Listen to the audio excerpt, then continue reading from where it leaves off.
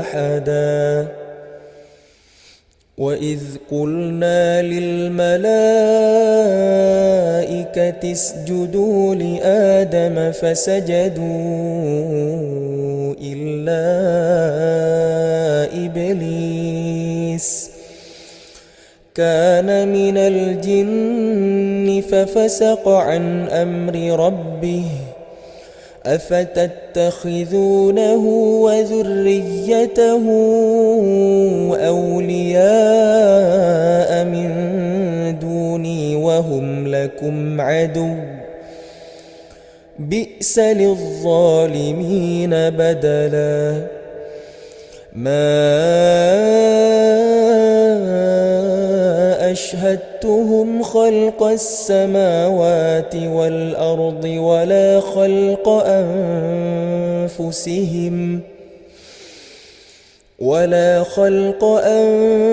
أنفسهم وما كنت متخذ المضلين عضدا ويوم يقول نادوا شركائي الذين زعمتم فدعوهم فلم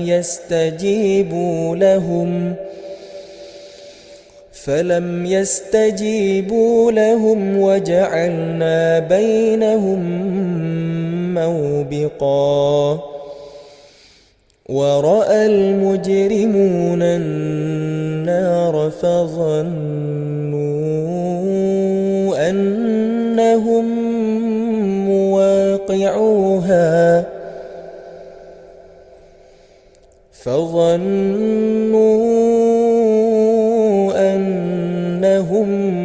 مواقعوها ولم يجدوا عنها مصرفا ولقد صرفنا في هذا القرآن للناس من كل مثل وكان الإنسان أكثر شيء جدلا وما منع الناس أن يؤمنوا إذ جاءهم الهدى ويستغفروا ربهم إلا أن تأتيهم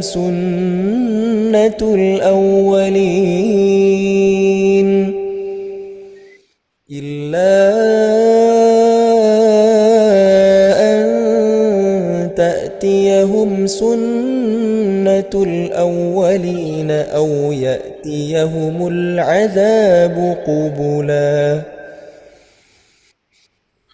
وما نرسل المرسلين إلا مبشرين ومنذرين.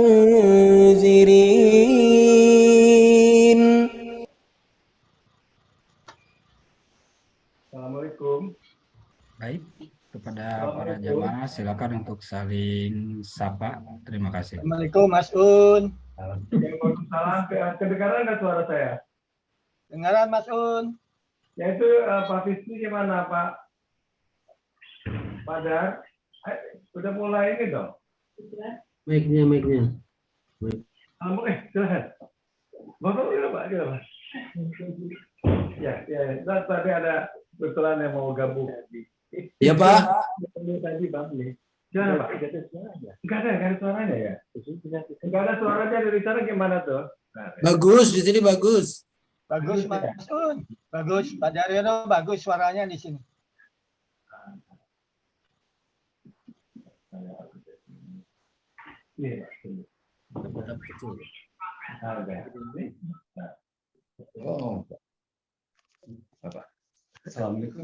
Assalamualaikum warahmatullahi wabarakatuh.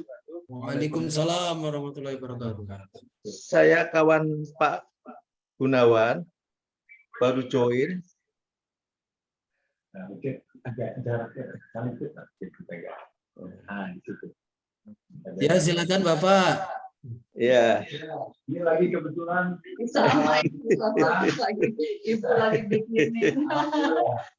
Ini Sudah bisa. Bisa, Koreksi alhamdulillah. suara Bapak Gunawan memang kurang besar sedikit dibandingkan yang lain. Suara saya udah bisa. Sudah keterima belum? Tapi nanti itunya gimana? Suara Pak Mutadi bagus. Sudah, Oh, bagus. makasih. Jadi yang penting Assalamualaikum. Assalamualaikum. Waalaikumsalam Pak Bibi. Warahmatullahi wabarakatuh. Sehat. Ini. Itu, maaf. Assalamualaikum Mas Mas Wiwin. Ini kan. awas suaranya Eh, di mute itu. Oh, matiin ini kan dalam suara. Maka suara saya Kurang maksimal Bapak untuk Pak Gunawan, kurang sedikit. sekarang gimana kelihatannya suara? Coba. Nah, sekarang lebih baik. Oke, Pak Bisti kedengaran Pak gimana? Yama nanti langsung di mute ya. Tadi yang punya Bapak ini mute-nya Belum di mute ya? Di Belum, mute. belum. nanti Ya. nanti Bisa. nanti Nah, ini kenapa? enggak apa Ini udah. untuk nge-mute-nya. Oh, nanti nge-mute-nya kalau punya ini nanti di oleh dari sana. Oh, dari sana aja. Nanti akan di-stop oleh admin. Pak. Nanti dari admin Bu kalau sudah mulai. Lagi bantu dulu ya.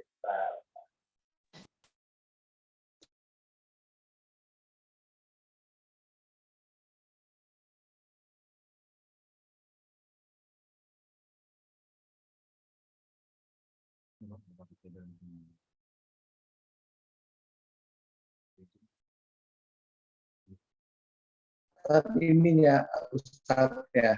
Pokoknya Pak, nah ini kan saya punya nih, masuk nama foto saya. Bentar ya, terus kalau suara tadi kan nggak masuk. Oh, ini punya Bapak masuk sini. Lantas saya tutup dulu.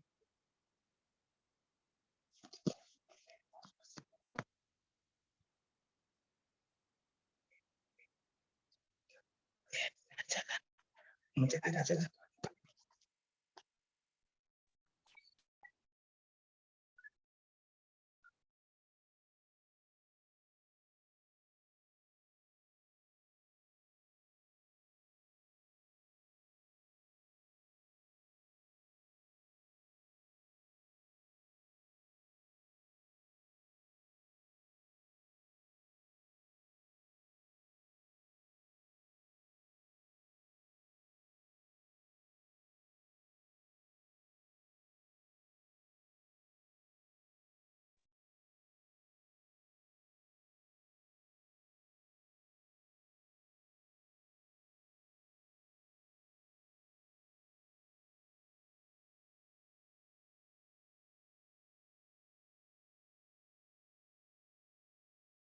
Oke, assalamualaikum warahmatullahi wabarakatuh. Waalaikumsalam warahmatullahi wabarakatuh. Nah, barusan tadi ada tetangga lagi gabung, tapi ini nggak pernah kedengaran suaranya. Mungkin belum di mute, di unmute. Halo, Padar kok nggak ada suaranya ya? Ada Pak, tadi di video. Oke, udah suaranya ada. Tadi nggak ada tadi. Baik. Gimana? Ada. Pak Vici, kalau nggak nanti di mute aja dulu ya. Baik Pak, baik. Ada Pak Haji. Yusni, Bu Betty, Bu Nining, Pak Suci, semuanya. Assalamualaikum dan yang lain-lainnya yang nggak disebutkan namanya. Alhamdulillah ya, partisipasinya sudah ada 64 orang. Kita tinggal menunggu Pak Ahmad akan masuk pada jam 10. Kalau kedengarannya suara saya ya, sudah keras nih. Kedengaran Pak. Cukup. Ya, kedengaran Pak Haji. Oke, terima kasih. Kalau yang kedengaran nih, tolong dibantu dikasih tahu. Ya, Pak Ahmad sudah kelihatan. Pak Ahmad sudah masuk. Nah, Sudah. dicek dulu. Tadi sempat terlihat. Bu Nani, assalamualaikum. Belum.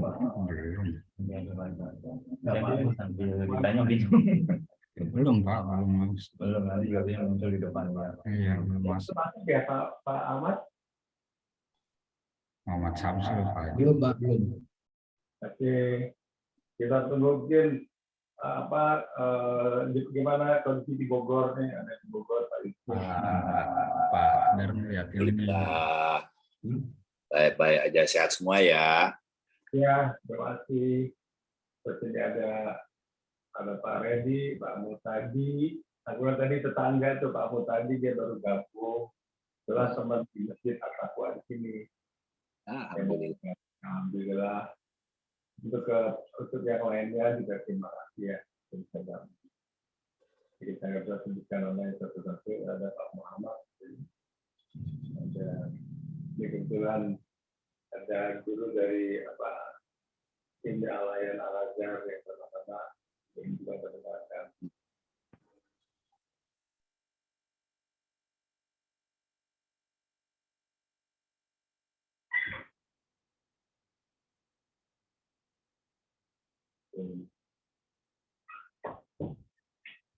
Ada Pak Dadang, Kang Dadang, atur mohon Kang Dadang,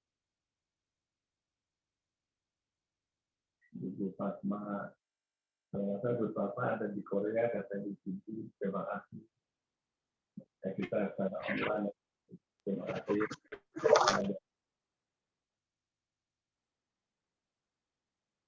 Kita lihat ada Mbak Fatma tadi, ada saya lainnya. Alhamdulillah.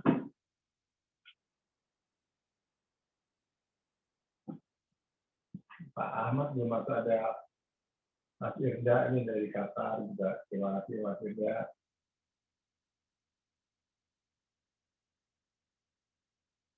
Suaranya kedengaran ya?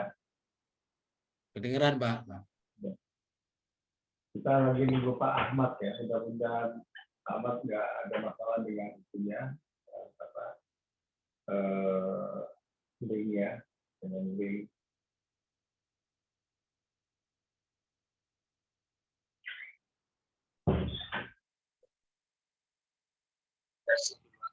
Halo, Pak.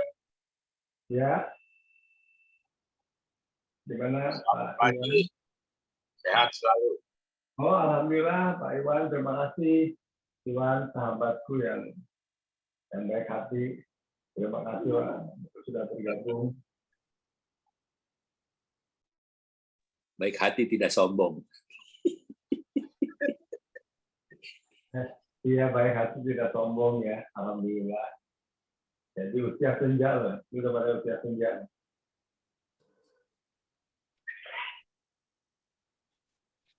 Kalau ada yang udah bisa lihat Pak Ahmad, saya belum lihat ya. Pak Ahmad. Assalamualaikum warahmatullahi wabarakatuh. Waalaikumsalam. Waalaikumsalam warahmatullahi wabarakatuh. Barakallahu fikum. Terima kasih kesediaan bergabung, berkenan bergabung. Terima kasih ikut gabung, Pak. Ya, terima kasih Ibu.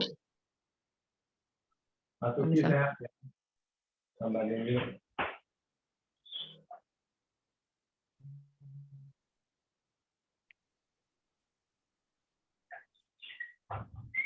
Teh Betty gimana, sehat Bu Betty?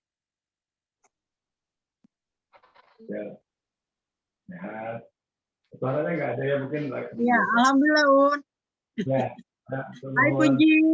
Assalamualaikum. Salam. Apa kabar?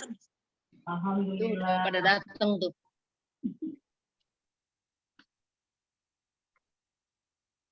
Assalamualaikum warahmatullahi wabarakatuh, Ustaz, Ibu. Assalamualaikum, Puji. Assalamualaikum. Izin Pak, izin ikut menyimak. Waalaikumsalam. Kita lagi nunggu Pak Ahmad. Yo, Kadio, kalau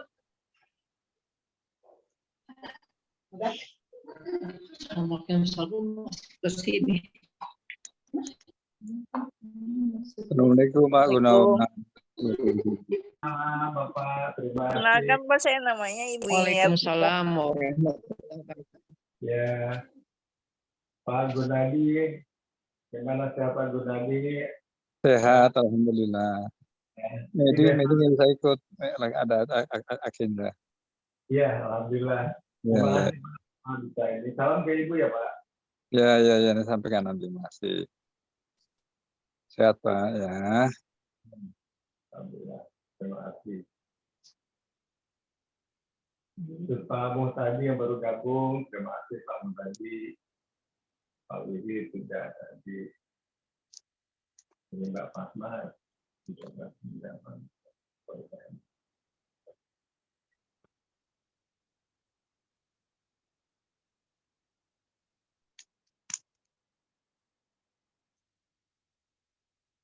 Pak Ustadznya belum datang ya, Pak? Kenapa Bu? Pak Ustadznya belum gabung. Ya, harusnya tadi jam 10 jam 10 sih, saya lagi nunggu nih. Oh iya. Ya, kita nunggu. Mudah-mudahan lancar Pak Ustadz.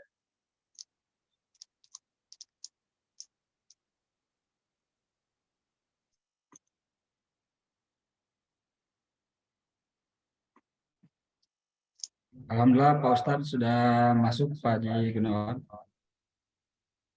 Ya, alhamdulillah Bapak semua, Pak Ustadz sudah, Pak Ahmad sudah hadir.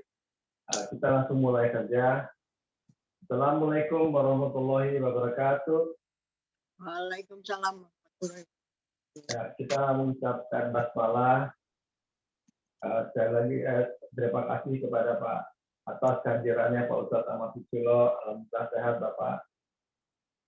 Mohon maaf tidak bisa menyebutkan nama yang hadir satu persatu.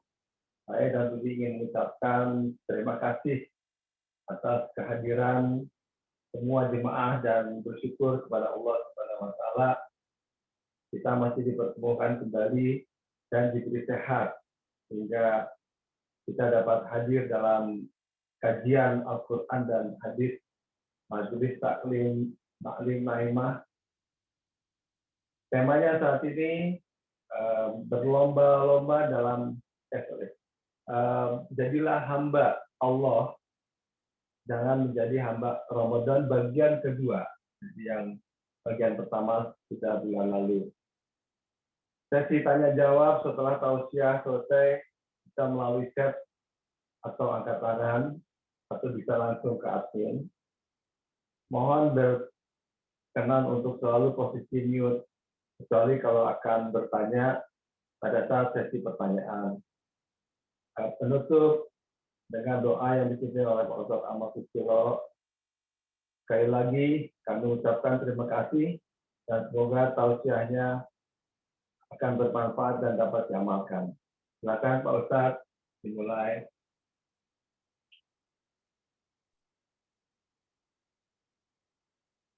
Baik, jazakallahu khairan kepada Pak Gunawan selaku moderator. Bismillah. Assalamualaikum warahmatullahi wabarakatuh. Innal hamdalillah nahmaduhu wa nasta'inuhu wa nastaghfiruh wa na'udzu billahi min syururi anfusina wa sayyiati a'malina. May yahdihillahu fala mudilla lahu wa may yudlil fala hadiya lahu. Asyhadu an la ilaha illallah wahdahu la syarika lah wa anna Muhammadan abduhu wa rasuluhu la nabiyya ba'dah. Allahumma salli wa sallim wa barik ala Muhammadin wa ala alihi wa ashabihi ajma'in wa man tabi'ahum bi ihsan ila yaumiddin. Amma ba'd. Ya ayyuhalladzina amanu taqullaha haqqa tuqatih wa la tamutunna illa wa antum muslimun. Ya ayyuhalladzina amanu taqullaha wa qulu qawlan sadida yuslih lakum a'malakum wa yaghfir lakum dhunubakum wa may yuti'illaha wa rasulahu faqad faza fawzan 'azima. Ma'asyiral muslimin wal muslimat rahimani wa rahimakumullah. Bapak Ibu jamaah Majelis Taklim Naimah yang semoga dirahmati Allah. Alhamdulillah pada pagi hari ini kembali Allah memperjumpakan kita di majelis yang mulia ini. Kita akan melanjutkan kajian kita di pertemuan yang telah lalu. Jadilah hamba Allah, jangan menjadi hamba Ramadan. Alhamdulillah, saudara seiman, hari ini kita sudah masuk hari ke-21 di bulan Zulqa'dah. Tanpa terasa betapa cepat hari berganti, waktu berganti. Demikianlah, usia kita pun bertambah. Berarti berkurang jatah usia kita di dunia ini. Semoga kita menjadi hamba-hamba Allah yang istiqamah di atas iman dan takwa, istiqamah di atas ketaatan, dan semoga kita kelak diwafatkan oleh Allah dalam keadaan husnul khatimah. Salawat serta salam semoga terlimpahkan, tercurahkan kepada Nabi kita Rasulullah Sallallahu Alaihi Wasallam. Semoga tercurah kepada seluruh keluarga, sahabat, dan seluruh pengikutnya hingga yaumil akhir. Baik, saudaraku seiman yang semoga dirahmati Allah, setelah kita menguraikan di pertemuan yang lalu siapakah sesungguhnya hamba Allah, yaitu orang-orang yang tetap istiqomah dalam ketaatan, terutama istiqomah dalam menegakkan ibadah-ibadah yang sunnah. Karena sungguh, ibadah-ibadah sunnah itu berat sekali diamalkan. Pasca Ramadan, hanya hamba-hamba Allah yang tetap menjalankan ibadah yang sunnah. Maka kita wajib tetap menjalankan ibadah yang sunnah. Seakan-akan bagi kita itu sebuah kewajiban. Untuk apa ibadah sunnah kita? Untuk menutupi kekurangan-kekurangan ibadah kita yang wajib. Salat-salat sunnah kita menutupi salat-salat kekurangan kita yang wajib-wajib. Saum sunnah kita menutupi saum-saum kita yang wajib yang punya kekurangan. Sedekah sunnah kita menutupi sedekah wajib kita, dan seterusnya. Setiap amal nanti kelak akan dipertanggungjawabkan seperti itu. Maka saudaraku seiman yang semoga dirahmati Allah, seorang yang menjadi hamba Allah, yang tetap istiqamah di atas ketetapan Allah, yang kelak akan selalu dinaungi oleh Allah, adalah orang yang selalu menjaga ketaatannya. Di pertemuan yang lalu kita sudah bahas dalil-dalilnya siapa hamba Allah, yaitu orang-orang yang tetap istiqomah, tetap beribadah terus sepanjang hidupnya sampai kematian menjemputnya. Dan tentu yang tidak boleh diabaikan adalah ibadah yang wajib. Tetapi bukan berarti ibadah yang wajib dijelaskan, yang sunnahnya diabaikan, tidak. Sebab waliullah, hamba-hamba Allah yang betul akan menjadi dilindungi oleh Allah adalah orang-orang yang beriman, yang tetap menjaga ketaatannya. Mari kita buka sebagai muqaddimah. Surat Yunus, surat 10, ayat yang ke-62 dan ayat 63. Surat Yunus, surat 10, ayat 62 dan ayat 63. Allah Subhanahu wa ta'ala berfirman, Ala inna awliya Allah la khawfun alaihim wa la hum yahzanun. Ketahuilah, ingatlah, wali-wali Allah, hamba-hamba yang akan senantiasa dilindungi oleh Allah, adalah orang-orang yang mereka tidak akan ada rasa takut dan mereka tidak akan bersedih hati. Siapa gerangan mereka itu? Alladzina amanu wa kanu yattaqun. Yaitu orang-orang yang beriman, yang senantiasa bertakwa. Hamba Allah yang menjaga keimanan dan ketakwaannya. Maka orang-orang ini Allah berikan kabar gembira. Maka tidak ada rasa takut, tidak ada rasa sedih. Di ayat yang ke-64-nya, lahumul busyra fil hayatid dunya wa fil akhirah. Bagi mereka mendapatkan berita gembira, baik itu di dalam kehidupan dunia maupun di dalam kehidupan akhirat. La tabdila li kalimatillah, tidak ada perubahan pada kalimat-kalimat Allah, pada ketetapan-ketetapan Allah. Dzalika huwal fawzul adzim. Mereka itulah orang-orang yang mendapat kemenangan yang sangat-sangat besar. Saudara sekalian, orang yang akan mendapat kemenangan yang sangat besar diberikan jaminan oleh Allah, yaitu surga. Siapa mereka? Itulah hamba Allah yang tidak ada rasa takut, tidak ada rasa sedih. Kita merujuk tentang wali Allah tadi, hamba-hamba Allah yang betul-betul akan dilindungi Allah, yang diberikan oleh Allah kabar gembira tentang surga. Ada sebuah hadis tidak tersebut dalam kitab Bulughul Maram maupun dalam kitab Bukhari dan Muslim, tapi ada dalam sebuah hadis yang dinamakan hadis Syarh Arba'in An-Nawawiyah. Hadis Syarh Arba'in An-Nawawiyah di hadis ke-38. Saya bacakan hadisnya. An Abi Hurairah radhiyallahu anhu qala, dari Abu Hurairah, semoga Allah meridhoinya, dia berkata, qala Rasulullah sallallahu alaihi wasallam, telah bersabda Rasulullah sallallahu alaihi wasallam, man 'ada, Allah qala Allah Ta'ala, Allah Ta'ala berfirman, hadis qudsi, man 'ada li waliyan faqad azantuhu bil harb. Barang siapa yang memusuhi wali-waliku, maka dia telah mengumumkan perang. Jadi siapa yang memusuhi hamba Allah yang betul-betul iman dan menjaga ketakwaan, jika dimusuhi oleh seseorang, berarti orang yang memusuhi hamba Allah itu telah mengumumkan perang. Jadi kata Allah, man 'ada li waliya faqad adzantuhu bil harb.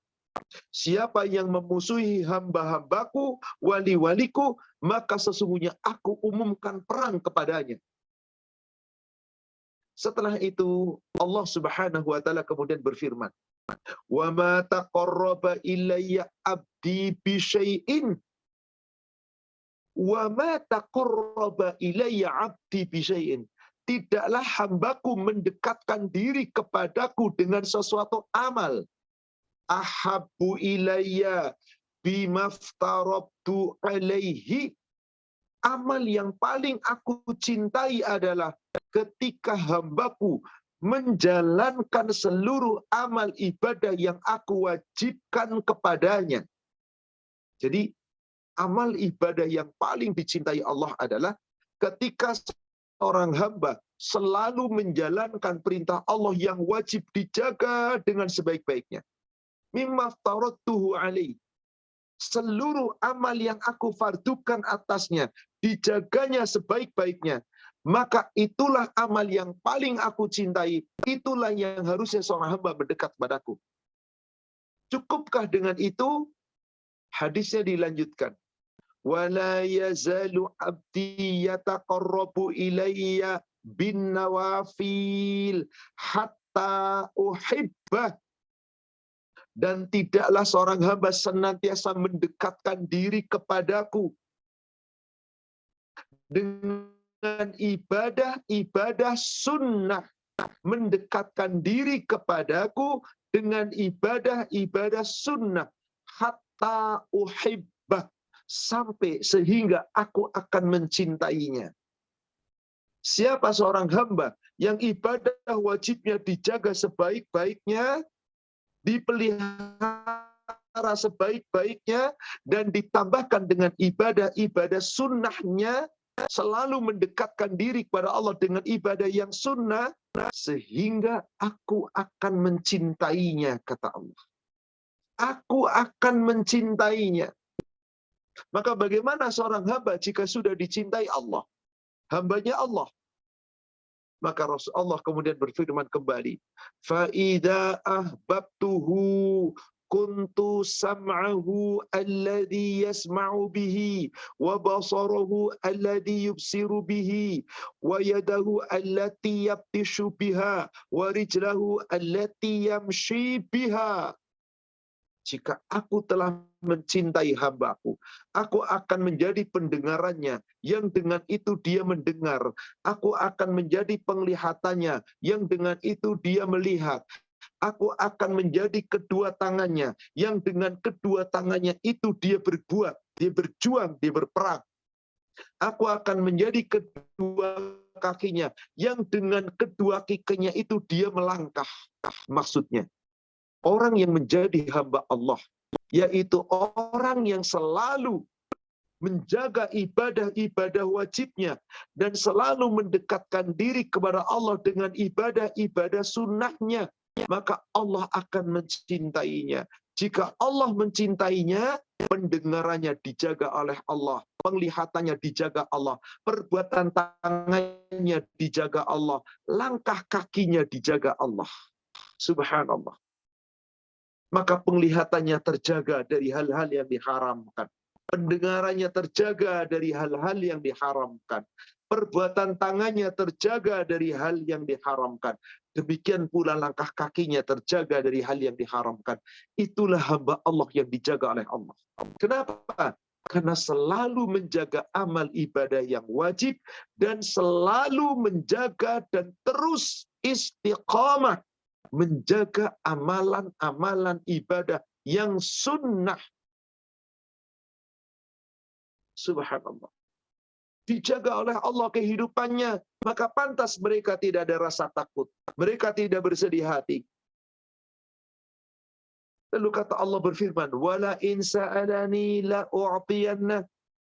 Apabila hambaku itu meminta kepadaku, sungguh aku akan berikan permintaannya. Wala ini ta'adani la u'izanna. Dan jika hambaku itu meminta perlindungan kepadaku, aku lindungi dia. Hamba Allah. Semoga kita termasuk hamba-hamba Allah. Perlindungan sempurna dari Allah. Apa yang Anda minta dikasih oleh Allah. Dijaga langkah kaki Anda, dijaga perbuatan tangan Anda, dijaga penglihatan Anda, dijaga pendengaran Anda. Jika Anda menjaga ibadah kepada Allah dengan sebaik-baiknya. Allahu Akbar. Saudaraku seiman, siapa yang tidak ingin meraih ini? Siapa yang tidak ingin meraih ini? Tentu kita ingin meraihnya, saudara sekalian. Maka bagaimana cara kita menjadi hamba Allah dan bisa meraih kedudukannya sebagai waliullah, wali-wali Allah yang dijaga oleh Allah tadi? Mari, kita wajib sebagai hamba Allah istiqamah. Yang akan kita kaji sekarang, setelah kita membahas secara detail makna hamba Allah yang kita uraikan tentang istiqamah di pertemuan sebelumnya, mari kita jadilah hamba Allah yang istiqamah dalam menegakkan amal-amal ibadah yang sunnah. Jangan suka meremehkan ibadah-ibadah sunnah. Karena mohon maaf, betapa banyak umat Islam terhadap ibadah sunnah dengan enteng berkata, kan cuman sunnah, nggak apa-apa, kan cuman sunnah. Seakan-akan apa? Sunnah itu boleh ditinggalkan. Tidak boleh, saudara sekalian. Ada sunnah yang memang Anda boleh tinggalkan, ada sunnah yang Anda harus jaga. Tidak selayaknya seorang hamba dengan mudah meninggalkan sunnah. Karena sunnah bukti ketaatan kita kepada Allah dan Rasul-Nya. Sunnah bukti keseriusan kita dalam betul-betul hanya takwa kepada Allah. Takut kepada Allah, agar selalu mengikuti sunnah Rasul-Nya. Karena itu kunci kita dapat perlindungan dari Allah. Kita bisa meraih surga. Bukan hanya sekedar pengakuan, tapi harus dengan bukti. Karena Allah Subhanahu wa Ta'ala telah perintahkan kita untuk senantiasa meneladani Nabi kita, Sallallahu alaihi wasallam. Jadikan contoh teladan. Wabil khusus dalam bahasan kita kali ini adalah teladan dalam mengikuti ibadah-ibadah sunnahnya yang tidak sepantasnya seorang muslim meninggalkannya. Surat 24, surat An-Nur, ayat 52, Allah Subhanahu wa ta'ala berfirman, wa may yuti'illaha war rasul wa yakhshallah wa yattaqhi, dan barang siapa yang benar-benar mentaati Allah dan Rasulnya dan hanya takut kepada Allah dan senantiasa takwa hanya kepadanya, faulaika humul faizun, maka mereka itulah orang-orang yang kelak akan dapat kemenangan. Hamba Allah dijamin kemenangan, surga. Maka sebagai hamba Allah, ketika Rasul pun diperintahkan menjalankan yang sunnah, berarti tidak sepatutnya hamba Allah itu meninggalkan sunnah Rasul. Karena teladan kita Nabi SAW yang wajib kita taati. Kita menuju ke ayat 54-nya di surat yang sama. Qul, Allah perintahkan kepada kita. Katakanlah, ati'u Allah, taatilah Allah. Wa ati'ur Rasul, dan taatilah Rasul. Wajib kita mentaati Allah, yakni menjalankan memelihara ibadah yang wajib, dan kita pun menjaga ketaatan kepada Rasul, memelihara ibadah yang sunnah yang kita uraikan tadi, yakni di pembukaan hadis nomor 38 di Syarah Arba'in An-Nawawiyah, agar kita menjadi hamba Allah, wali-wali Allah, yang dilindungi Allah, yang dijaga oleh Allah, terus menjaga ibadah wajib yang dicintai Allah, dan terus menjalankan ibadah sunnah untuk kita mendapatkan kasih sayang Allah. Maka di ayat 24 ini, di surat 20, di ayat 54 surat 24 ini Allah berfirman, qul, katakan, ati'u Allah, taati Allah, wa ati'ur Rasul, dan taati Rasul. Diperintah Allah taati Allah dan taati Rasul. Bagaimana jika ada umat Islam mengaku hamba Allah dan hambanya, mengaku hamba Allah dan umatnya Rasul, tapi tidak mentaati Rasul? Fa in tawallau, maka jika kalian berpaling dari ketaatan, fa innama alaihi ma hummila wa alaikum ma hummiltum. Sesungguhnya kewajibanmu hai Muhammad itu hanyalah apa-apa yang Allah bebankan kepadamu. Jadi Nabi Muhammad dibebankan oleh Allah. Semua dijalankan. Kewajibanmu ya Muhammad. Apa yang Allah bebankan, maka kepada Nabi Muhammad jalankan semua. Lalu bagaimana kewajiban kita? Wa alaikum ma hummiltum. Kewajiban kamu adalah apa-apa yang Allah dan Rasulnya bebankan kepada kamu. Wa in tuti'u tahtadu. Jika kamu senantiasa mentaati, kamu mendapatkan petunjuk. Wa ma 'ala rasul illa al-balaghul mubin. Kewajiban Rasul hanyalah menyampaikan dengan jelas. Balaghul mubin, menyampaikan dengan jelas dan nyata. Ada perintah wajib, ada perintah sunnah. Semua sudah dijelaskan oleh Allah melalui Rasul sallallahu alaihi wasallam, dan Nabi sallallahu alaihi wasallam menjalankan semua yang wajib yang diperintahkan Allah dan menjalankan pula semua yang sunnah yang kemudian Rasul perintahkan kita menjalankannya sebagai umatnya. Itu pun atas perintah Allah.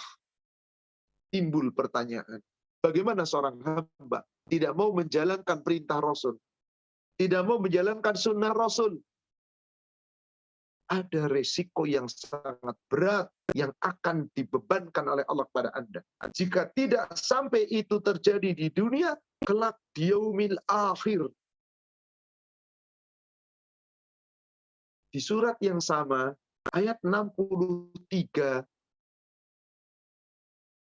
Allah Subhanahu wa ta'ala berfirman, la taj'alu du'a ar-rasuli bainakum kadu'ai ba'dukum ba'dha.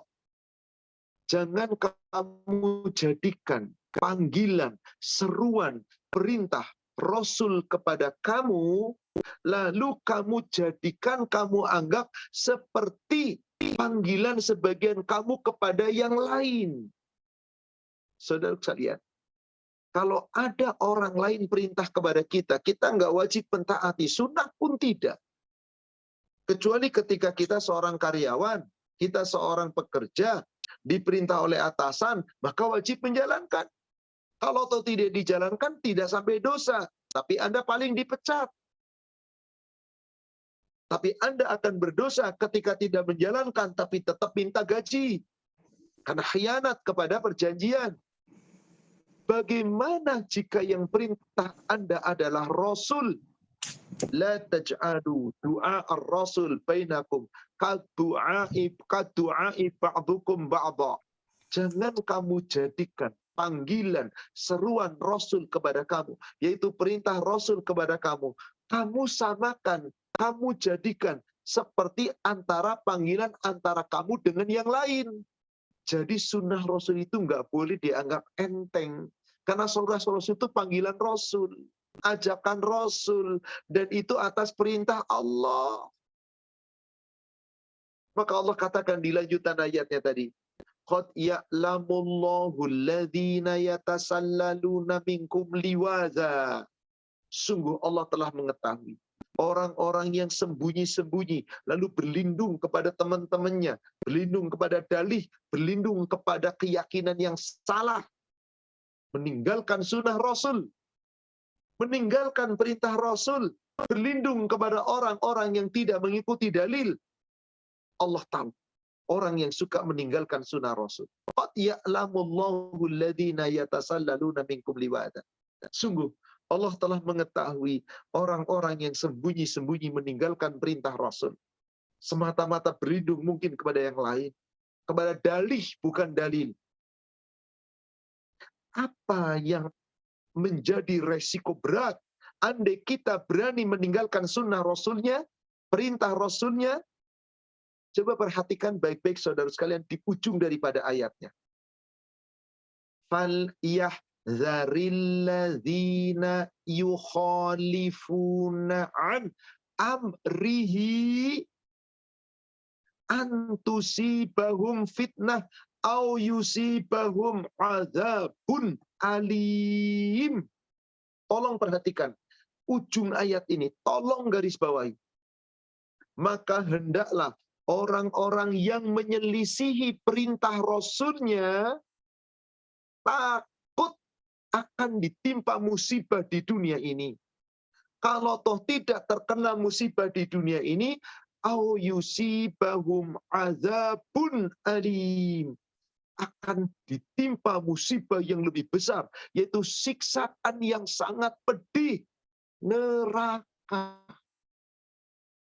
Jadi saudara sekalian, orang yang berani meninggalkan ibadah-ibadah sunnah dengan enteng, seakan-akan orang itu berani menentang neraka.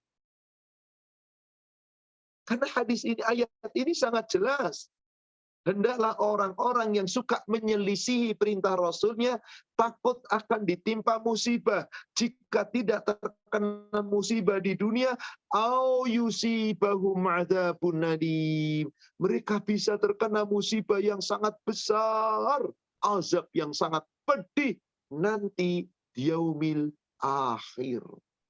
Maka saudara sekalian, apakah fungsi sholat sunnah kita, ibadah-ibadah sunnah kita? Untuk menutupi ibadah wajib kita yang kurang sempurna. Kecuali Anda yakin ibadah Anda yang wajib telah sempurna. Saya ingin bertanya kepada semua jamaah. Anda yakin bahwa ibadah wajib Anda sudah sempurna? Nggak usah ibadah sunnah. Tapi Anda berani menjamin Nabi SAW, orang terbaik ibadah wajibnya, tidak pernah meninggalkan ibadah sunnah beliau. Maka apalagi kita? Ibadah sunnah kita itu saudara sekalian, sebagai bukti bahwa kita cinta kepada Allah, supaya Allah membalas cinta kita. Dan ibadah sunnah itu sebagai bukti Anda benar-benar menjadi hamba Allah yang dilindungi oleh Allah. Maka salah satu fungsi kita tidak boleh meninggalkan ibadah sunnah adalah untuk menyempurnakan ibadah kita yang wajib, terutama sholat. Dalam sebuah hadis yang diriwayatkan oleh Imam Ibnu Majah, dan hadis ini juga dari Imam Ahmad, dari sahabat Tamim Ad-Dari, juga dari Abu Hurairah. Tidak tersebut dalam kitab Bulughul Maram. Tapi ada hadis riwayat Imam Ahmad dan juga riwayat Imam Ibnu Majah dari Tamim Ad-Dari, juga dari sahabat Abu Hurairah. Lafaz hadisnya bunyinya begini. Awwalu ma yuhasibu bihil abdu as-salah. Amal yang pertama-tama akan dihisab oleh Allah dari seorang hamba adalah sholatnya. Setelah itu seluruh ibadah wajib yang lain. Tapi yang pertama sholatnya. Fa in kana atammaha kutibat lahu tammah. Apabila sholatnya itu telah sempurna, maka tercatat baginya sempurna ibadahnya. Wa ilam yakun atammaha, jika ternyata sholat yang wajib itu belum sempurna, demikian pula ibadah-ibadah yang wajib belum sempurna, qala Allahu azza wa jalla, maka Allah azza wa jalla berfirman, unzuru hal tajiduna li abdi min tatawwu', perhatikanlah, adakah hambaku itu menjalankan ibadah-ibadah sunnah, fatukamilu biha fariidhah, maka ibadah-ibadah sunnah itu untuk memenuhi, untuk menyempurnakan ibadah-ibadah wajibnya yang belum sempurna. Summa zakah kadza wa kadza. Kemudian sedekahnya juga demikian. Ketika zakat kita, sedekah wajib belum sempurna, tutupi dengan banyak-banyak sedekah dan infak. Summa siyam, kemudian puasanya demikian. Ketika kita tidak mampu siam dengan sempurna di saat Ramadan, kita tutupi dengan saum-saum sunnah. Summa tukhadul a'mal ala hasibi dzalika. Kemudian seluruh amal-amal ibadah yang wajib itu dilihat sampai kemudian disempurnakan dengan ibadah sunnah. Jadi inilah saudara sekalian, kegunaan ibadah sunnah. Maka hanya orang-orang yang betul-betul menjadi hamba Allah yang terus mampu istiqamah menjalankan ibadah yang sunnah. Karena mereka berharap untuk mendapatkan surganya Allah. Baik, mari kita uraikan. Diawali dari salat sunnah. Kita uraikan diawali dari salat sunnah. Siapa yang ingin menemani Rasul di surga, jangan pernah tinggalkan salat-salat sunnah ini. Kalau ada orang mengatakan, kan cuman sunnah, dikerjakan dapat pahala, nggak dikerjakan nggak apa-apa, kan cuman sunnah, silahkan Anda katakan itu. Kita sudah jelaskan uraian tadi dalil-dalilnya. Hamba Allah tidak mungkin berkata demikian. Hamba Allah akan sami'na wa ata'na. Ati Allah wa ati'ur Rasul. Yuti'illah, yuti'ir Rasul. Yakhshallah wa yattaqhi. Kita buka Bulughul Maram. Nomor hadis 374.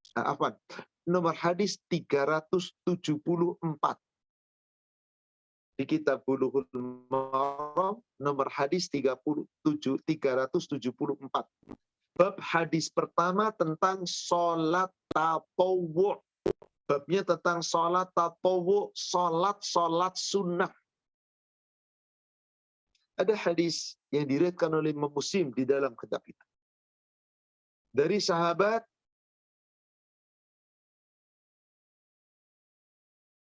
ketika sahabat itu mendengar Nabi SAW menawarkan, namanya adalah Rabi'ah bin Ka'ab al-Aslami.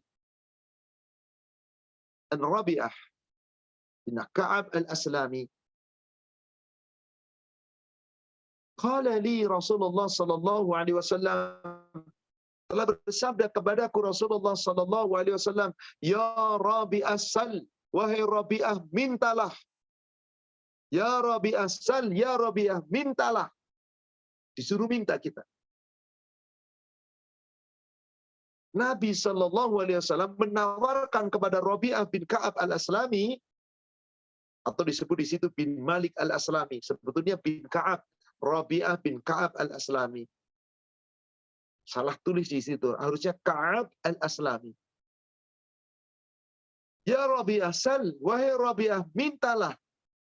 Fakultu, maka aku menjawab, ya Rasulullah, inni as'aluka murafaqataka fil jannah. Ya Rasulullah, aku minta agar aku tetap bisa menemani Anda di surga. Subhanallah.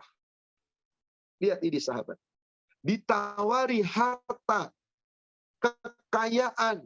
Karena saat itu Rasulullah memiliki ghanimah, memiliki fai'i, harta rampasan perang dan harta fai'i yang tidak didapatkan dari peperangan. Melimpah ruah. Dan Rasul hendak berbagi kepada sahabat-sahabat yang fakir dan miskin. Salah satunya adalah ini, Rabi'ah bin Ka'ab al-Aslami. Seorang fakir, seorang miskin. Beliau adalah bekas budak yang dimerdekakan oleh Rasulullah, lalu diangkat menjadi anak, maula Rasulullah. Seperti Mughairah bin Syu'bah dan yang lainnya. Mintalah ya Rabi'ah. Ternyata Rabi'ah minta satu, saudara sekalian. Aku minta kepada Anda ya Rasulullah, agar aku tetap bisa menemanimu di surga. Allahu Akbar. Luar biasa imannya sahabat ini. Ditawari dunia, saudara sekalian. Mintanya menemani Rasul di surga. Maka ketika sahabat itu telah mengatakan minta masuk surga, faqala, Rasul sallallahu alaihi wasallam bertanya kembali, awa ghaira dzalika, lain dari itu. Aku tawarkan harta, kamu mintanya surga. Selain dari itu, apa tidak ada lagi yang lain? Mintalah dunia. Subhanallah. Apa yang terjadi? Qultu, aku menjawab, kata Rabi'ah, huwa dzat, itu saja.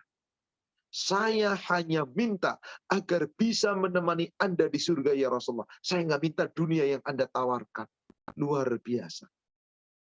Apa jawab Rasul ketika itu? Perhatikan baik-baik jawaban beliau di ujung hadisnya. Qala, maka beliau menjawab, ketika sadar Rabi'ah bin Ka'ab al-Aslami hanya ingin menyertai Rasul di surga, maka beliau katakan, fa'a'inni ala nafsika bikathratis sujud. Ya Rabi'ah, jika engkau benar-benar menginginkan untuk bisa menemaniku di surga, aku minta kepadamu untukmu perbanyak sujud. Aku minta kepadamu untukmu perbanyak sujud. Apa kira-kira saudara sekalian yang dimaksud memperbanyak sujud? Ibadah sunnah. Salat-salat sunnah. Jangan cukupkan hanya fardu 5 waktu. Belum cukup. Sedangkan istri Nabi Sallallahu Alaihi Wasallam yang bernama Ummu Habibah, beliau sudah dapat jaminan masuk surga. Tapi ketika mendengar Rasulullah Sallallahu Alaihi Wasallam bersabda tentang sholat sunnah, beliau tidak berani meninggalkan. Aneh sungguh di zaman sekarang ini. Umat Islam dengan mudah meninggalkan ibadah-ibadah sunnah. Apa alasannya? Kan cuman sunnah. Kan cuman sunnah. Betul, secara hukum sunnah, kedudukannya sunnah. Tapi Rasul berpesan kepada kita, jangan tinggalkan yang sunnah. Jangan tinggalkan yang sunnah.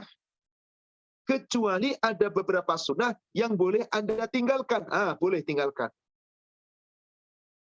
Tapi yang tidak boleh Anda tinggalkan, tidak boleh. Apa itu sholat sunnah yang Anda tidak boleh tinggalkan? Di antaranya sholat sunnah rawatib. Sholat sunnah yang mengiringi sholat fardu.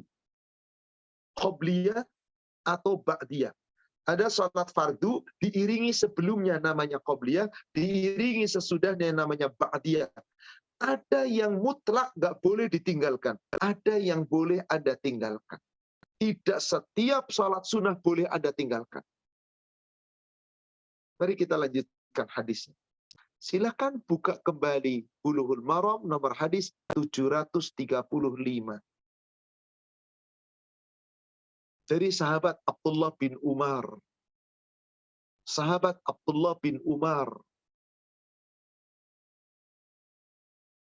Semoga Allah meridhoinya. Dia berkata, Hafidhu minan Nabi sallallahu alaihi wasallam.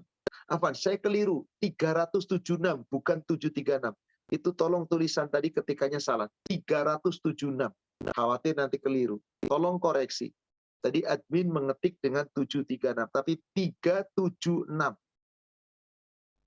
An Ibnu Umar radhiyallahu an. Qal dari Abdullah bin Umar, semoga Allah meridhoinya, dia berkata, Hafidhu minan Nabi sallallahu alaihi wasallam 10 raka'atin. Dia mengatakan, aku betul-betul hafal dan betul-betul menjaga hafadzah. Aku jaga. Ini pesan dari Nabi sallallahu alaihi wasallam. 10 rakaat yang tidak pernah aku tinggalkan. Apa itu? Raka'ataini qabla zuhri. 2 rakaat sebelum zuhur. Wa raka'ataini ba'daha. 2 rakaat sesudahnya. Wa raka'ataini ba'dal maghrib fi baiti. 2 rakaat setelah maghrib. Terkadang Rasul di rumahnya. Wa raka'ataini ba'dal isya fi baiti. Rasulullah kemudian salat pula ba'da isya 2 rakaat di rumahnya. Wa raka'ataini qabla salati subhi. Dan 2 rakaat sebelum subuh. Ini salat yang Anda nggak boleh tinggalkan. Jika Anda ingin menemani Rasul di surga, jadi hamba Allah yang dijamin surga, jangan tinggalkan. 10. 2 sebelum duhur, 2 setelah duhur, 2 lagi setelah maghrib, 2 setelah Aisyah, 2 sebelum subuh. 10 ini tolong jangan Anda tinggalkan. 10 ini jangan tinggalkan. Ini hadis muttafaqun alaih. Hadis sahih yang diriwayatkan oleh Imam Bukhari dan Muslim. Siapa yang ingin menemani Rasul di surga, hendaklah 10 rakaat ini dijaga baik-baik. Jika Anda ingin menjaganya lebih lagi dari itu, maka Anda bisa mengamalkan tambahan. Tambah 2 rakaat. Di hadis 380-nya. Masih di Bulughul Maram, 380-nya. Wa'an Ummi Habibah, Ummul Mukminin, qalat. Dari Ummu Habibah, Ummul Mukminin, semoga Allah meridhoinya. Dia berkata, Sami'tu Rasulullah sallallahu alaihi wasallam yaqul.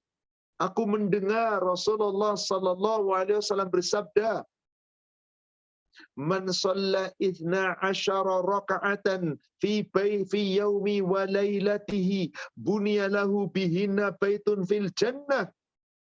Barang siapa yang tetap menjalankan, menjaga, memelihara 12 rakaat salat-salat sunnah rawatib baik di siang dan malamnya, totalnya 12 rakaat, dijaga betul-betul, dibuatkan rumah di surga.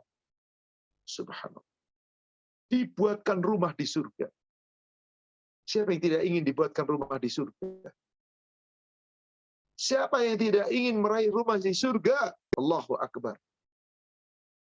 Apa yang dilakukan oleh Ummu Habibah, istri Rasulullah sallallahu alaihi wasallam yang telah dapat jaminan surga? Di hadis Muslim, Sahih Muslim, nomor hadis 700. An Ummi Habibah radhiyallahu anha ummul mukminin qalat. Dari Ummul Mukminin, Ummu Habibah, semoga Allah meridhoinya, dia berkata, Sami'tu Rasulullah sallallahu alaihi wasallam yaqul.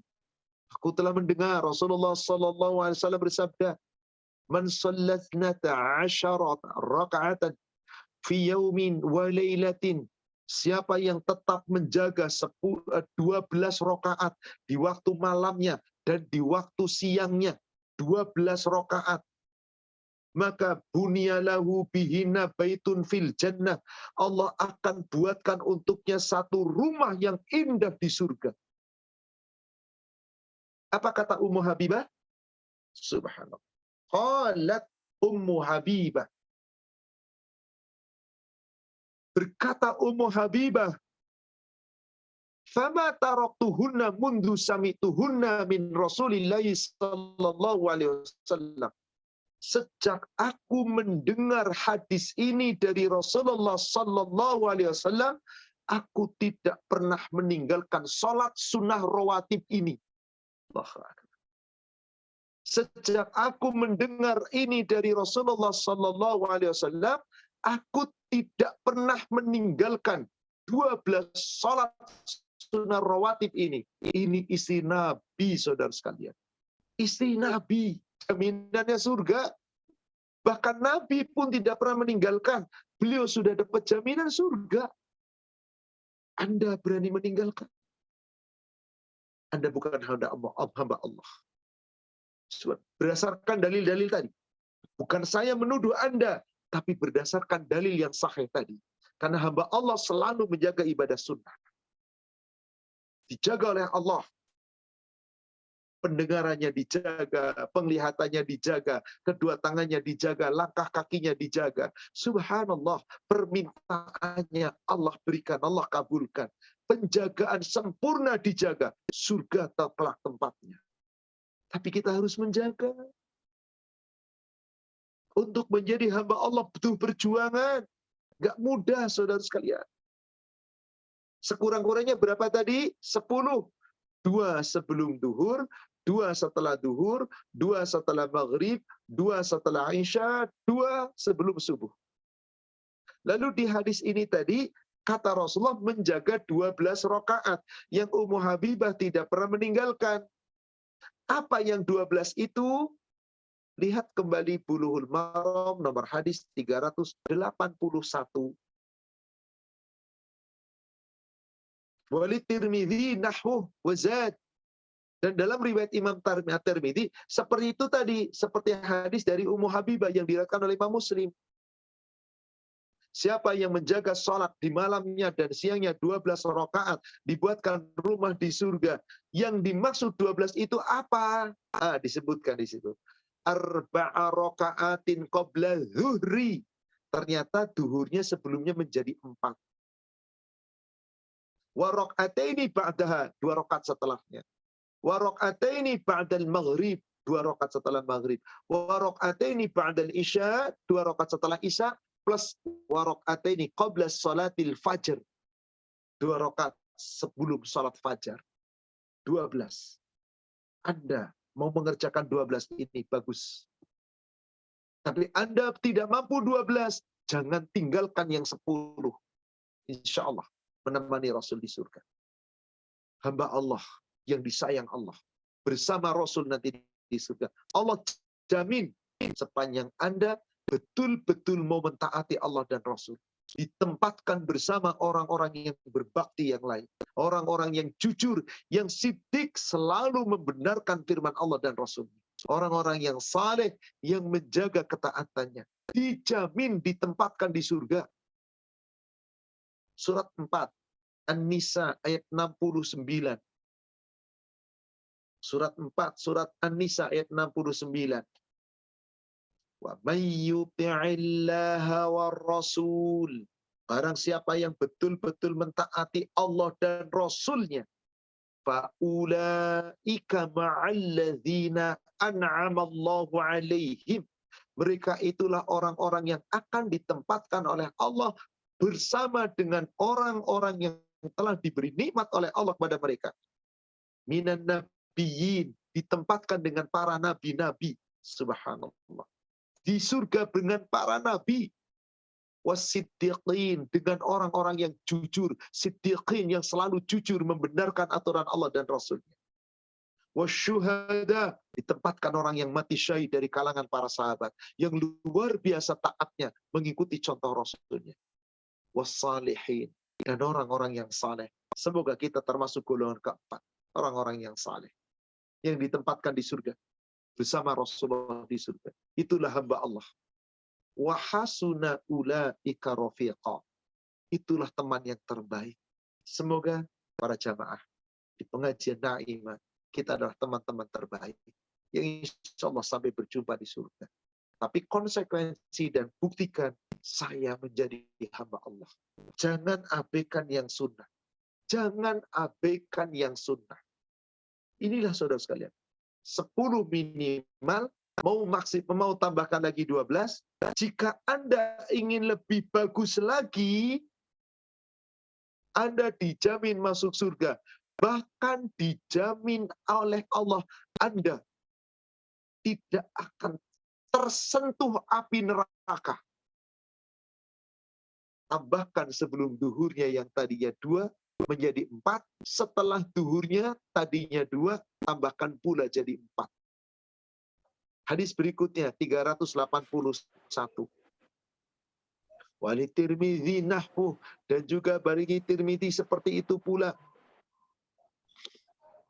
Hadis nomor 382. Tadi sudah 380, sekarang 38. Tadi sudah 381, sekarang 382 maksud saya. Walil khamsah anha, dan dalam riwayat 5, yaitu Ahmad, Abu Daud, Nasai, Tirmidzi dan Ibnu Majah, juga dari sahabat yang bernama Ummu Habibah, Ummul Mukminin. Man shalla, barang siapa yang salat, yaitu man hafadha, selalu menjaga salatnya. Arba'a raka'atin qabla zuhri wa arba'a raka'atin ba'daha. 4 rakaat sebelum zuhur dan 4 rakaat setelahnya selalu dijaga. Adapun yang 2 rakaat setelah maghrib tetap, 2 rakaat setelah isya tetap, 2 rakaat sebelum subuh tetap. Yang duhurnya yang tadinya 2 plus 2 tambah 4 plus 2, tambah lagi 4 plus 4. 4 qobliyah duhur, 4 sholat duhur, 4 lagi ba'dah duhur, ba'diyah duhur. Jadi 12, jadi semuanya jadi 14. Apa jaminannya? Harramahullahu 'alan nar. Allah haramkan atasnya neraka. Allah haramkan atasnya neraka tanpa pernah tersentuh api neraka. Surga langsung. Inilah saudara sekalian. Jadi kita cermati, tidak setiap sholat sunnah boleh ditinggalkan. Pertama, 10 wajib dijaga. Ingin lebih bagus, 12. Ingin lebih bagus lagi, 14. Adapun qobliyah asar, qobliyah maghrib, qobliyah Aisyah, silakan Anda nggak kerjakan, nggak masalah. Kenapa? Karena memang dalil menyatakan seperti itu. Coba lihat tentang qobliyah maghrib, hadis nomor 384, Bulughul Maram 384. An Abdullah ibnu Mughaffal al-Muzanni, semoga Allah meridhoinya. Anin Nabi sallallahu alaihi wasallam qala, Nabi sallallahu alaihi wasallam suatu ketika bersabda di hadapan sahabat, saat itu masuk waktu maghrib, telah selesai azan. Sallu qabla al-maghrib. Salatlah sebelum maghrib, yaitu salat 2 rakaat qabliyah maghrib. Sallu qabla al-maghrib, salatlah sebelum maghrib. Summa qala fi thalathi, kemudian berkata yang ketiganya, liman syaa, bagi yang mau. Jadi Anda mau sholat qabliyah maghrib 2 rakaat, laksanakan. Nggak mau sholat, nggak apa-apa. Hanya ini saudara sekalian. Tidak setiap sholat sunnah dikerjakan dapat pahala, nggak dikerjakan nggak apa-apa. Tidak. Yang 10 tadi nggak boleh Anda tinggalkan. 12 Anda kerjakan lebih bagus. Kalau tidak, tidak mengapa. Yang penting 10-nya. 14 lebih bagus lagi. Nggak apa-apa. Yang penting 10-nya. 10 itu nggak boleh Anda boleh tinggalkan. Ummu Habibah, istri Nabi nggak pernah meninggalkan. Sahabat nggak pernah meninggalkan. Lalu bagaimana dengan kita? Apakah berani meninggalkan? Karena Anda belum paham makna daripada hamba Allah. Siapa sesungguhnya hamba Allah? Kan belum paham memaknai tentang sunnah. Seakan-akan sunnah semua sama rata. Dikerjakan dapat pahala, nggak dikerjakan tidak apa-apa. Jadi sholat sunnah rawatib yang tidak boleh dikerjakan, yang tidak boleh ditinggalkan 10 tadi. Mau tambah 12, mau tambah 14 silakan. Tapi qobliyah subuh, qobliyah asar, qobliyah isya itu mustahab, disukai. Tapi kalau toh tidak dikerjakan, tidak mengapa. Coba perhatikan 386-nya. 386-nya. Dalam riwayat Imam Muslim dari Anas bin Malik, dia berkata, qala kunna nusalli rak'ataini ba'da al-ghurubi syams. Kami biasa salat 2 rakaat setelah matahari terbenam, yaitu qobliyah maghrib, setelah adzan maghrib. Fakana Rasulullah sallallahu alaihi wasallam yarona. Rasul lihat kami sedang salat. Falam ya'murna walam yanhana. Beliau tidak nyuruh kami supaya kami sholat qobliyah maghrib. Beliau juga tidak melarang kami kalau kami sholat qobliyah maghrib. Apa artinya kalau gitu? Tidak mengapa. Inilah sholat sunnah yang mustahab. Anda kerjakan bagus, dapat pahala. Nggak dikerjakan, nggak apa-apa. Kan nggak semuanya sholat seperti itu. Subhanallah. Ini cara memahami kita tentang hadis, dan semoga hamba Allah tidak pernah meninggalkan apa yang disampaikan Rasul itu. Dan ketahuilah saudara sekalian, di antara seluruh salat-salat yang dijaga oleh Rasulullah, qobliyah ba'diyah tadi, beliau terkadang meninggalkannya di saat sedang safar. Tapi satu salat yang Rasul tidak pernah meninggalkan, qobliyah subuh atau sunnah fajar. Ini nggak boleh kita tinggalkan dimanapun, sesibuk apapun, hatta Anda sedang sakit jika Anda mampu lakukan, meskipun dengan berbaring. Yang lainnya boleh Anda tinggalkan. Di saat sakit, kadang nggak mampu qobliyah ba'diyah, bismillah, insya Allah. Yang sudah biasa mengerjakan dapat pahala. Sedang safar, Rasul nggak pernah mengerjakan qobliyah ba'diyah. Tapi 2 rakaat sholat subuh ini nggak pernah ditinggalkan. Silakan buka Bulughul Maram 378. Bulughul Maram 378. Dari Ummul Mukminin Aisyah. Qalat, dia berkata, lam yakunin Nabi sallallahu alaihi wasallam ala syai'in minan nawafil asyadda ta'ahudam minhu ala raq'atayil fajri. Nabi sallallahu alaihi wasallam tidaklah menjaga dan selalu menjaga salat-salat sunnah yang lebih dijaga dibandingkan salat sunnah ini, yaitu salat qobliyah subuh atau salat sunnah fajar, raq'atail fajr, 2 rakaat fajar. Kenapa Rasul tidak pernah meninggalkan ini? Di nomor hadis 379-nya dikatakan di situ. Raq'atayil fajri khairum minad dunya wa ma fiha. 2 rakaat salat sunnah qobliyah subuh atau salat sunnah fajar lebih baik dari dunia dan seisinya. Jangan pernah tinggalkan. Inilah memaknai sunnah. Anda mampu menjalankan sunnah-sunnah ini, insya Allah semoga kita termasuk menjadi hamba-hamba Allah yang selalu menjaga ibadah sunnah. Ingat hadis pertama yang saya bacakan tadi. Wa ma taqarraba ilayya abdi bin nawafil hatta uhibbah. Tidaklah seorang hamba tetap mendekatkan diri kepadaku dengan mengerjakan ibadah-ibadah yang sunnah sehingga aku mencintainya. Idza ahbabtuhu kuntu sam'ahu alladhi yasma'u biha. Apabila aku telah mencintainya, aku jadi pendengarannya yang dengan itu dia mendengar. Wa basarahu alladhi yubsiru bihi. Aku jadi penglihatan yang dengan itu dia melihat. Wa yadahu alladhi yaftishu biha. Aku jadi kedua tangan yang dengan itu tangannya berbuat, beramal, berjuang, berperang. Wa rijlahu alladhi yamshi biha. Aku jadi kedua kakinya yang dengan itu dia melangkah. Wala in sa'alani la u'tiyanna. Jika hambaku itu selalu minta kepadaku, aku beri permintaan. Wala in ista'adani la u'idhanna. Jika hambaku meminta perlindungan kepadaku, aku lindungi. Hanya hamba-hamba Allah. Jadilah hamba Allah. Jangan jadi hamba Ramadan. Wallahu a'lam. Sepertinya waktu juga yang membatasi. Jadi untuk pertemuan ini kita batasi sampai di sini. Kita masih melanjutkan. Masih ada lagi sholat-sholat sunnah yang nggak boleh kita tinggalkan. Sholat sunnah apa itu? Insya Allah kita bahas di pertemuan yang akan datang. Masih melanjutkan. Jangan jadi hamba Ramadan.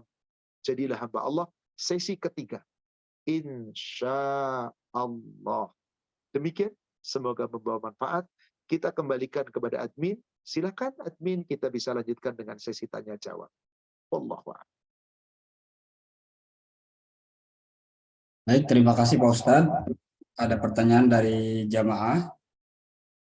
Melanjutkan hadis Bulughul Maram nomor 375, disebutkan juga tambahan 2 rakaat setelah Jumat di rumahnya.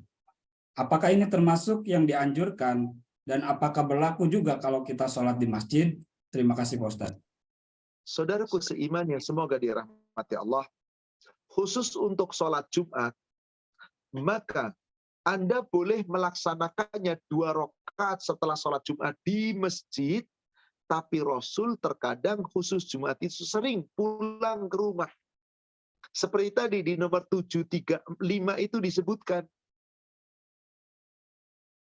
Apa disebutkannya? Bahwasanya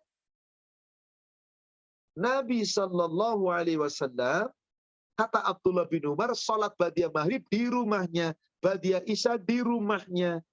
Nah, sholat ba'diyah Jum'ahnya juga Rasul sering di rumahnya, 2 rakaat.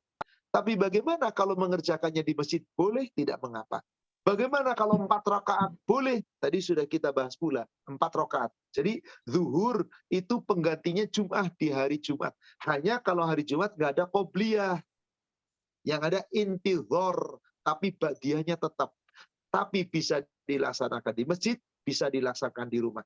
Bisa 2 rakaat, bisa 4 rakaat. Demikian, wallahu a'lam. Baik, pertanyaan selanjutnya. Kalau masuk waktu sholat, secara otomatis kita mengambil wudhu. Sebelum mengerjakan sholat rawatib, bolehkah bila diawali dengan sholat sunnah wudhu? Karena ini secara tidak langsung dirutinkan. Saudaraku seiman yang semoga dirahmati Allah, barang siapa yang senantiasa mendawamkan untuk sholat syukur wudhu, bagus. Kenapa? Karena Rasulullah SAW pun telah perintahkan itu.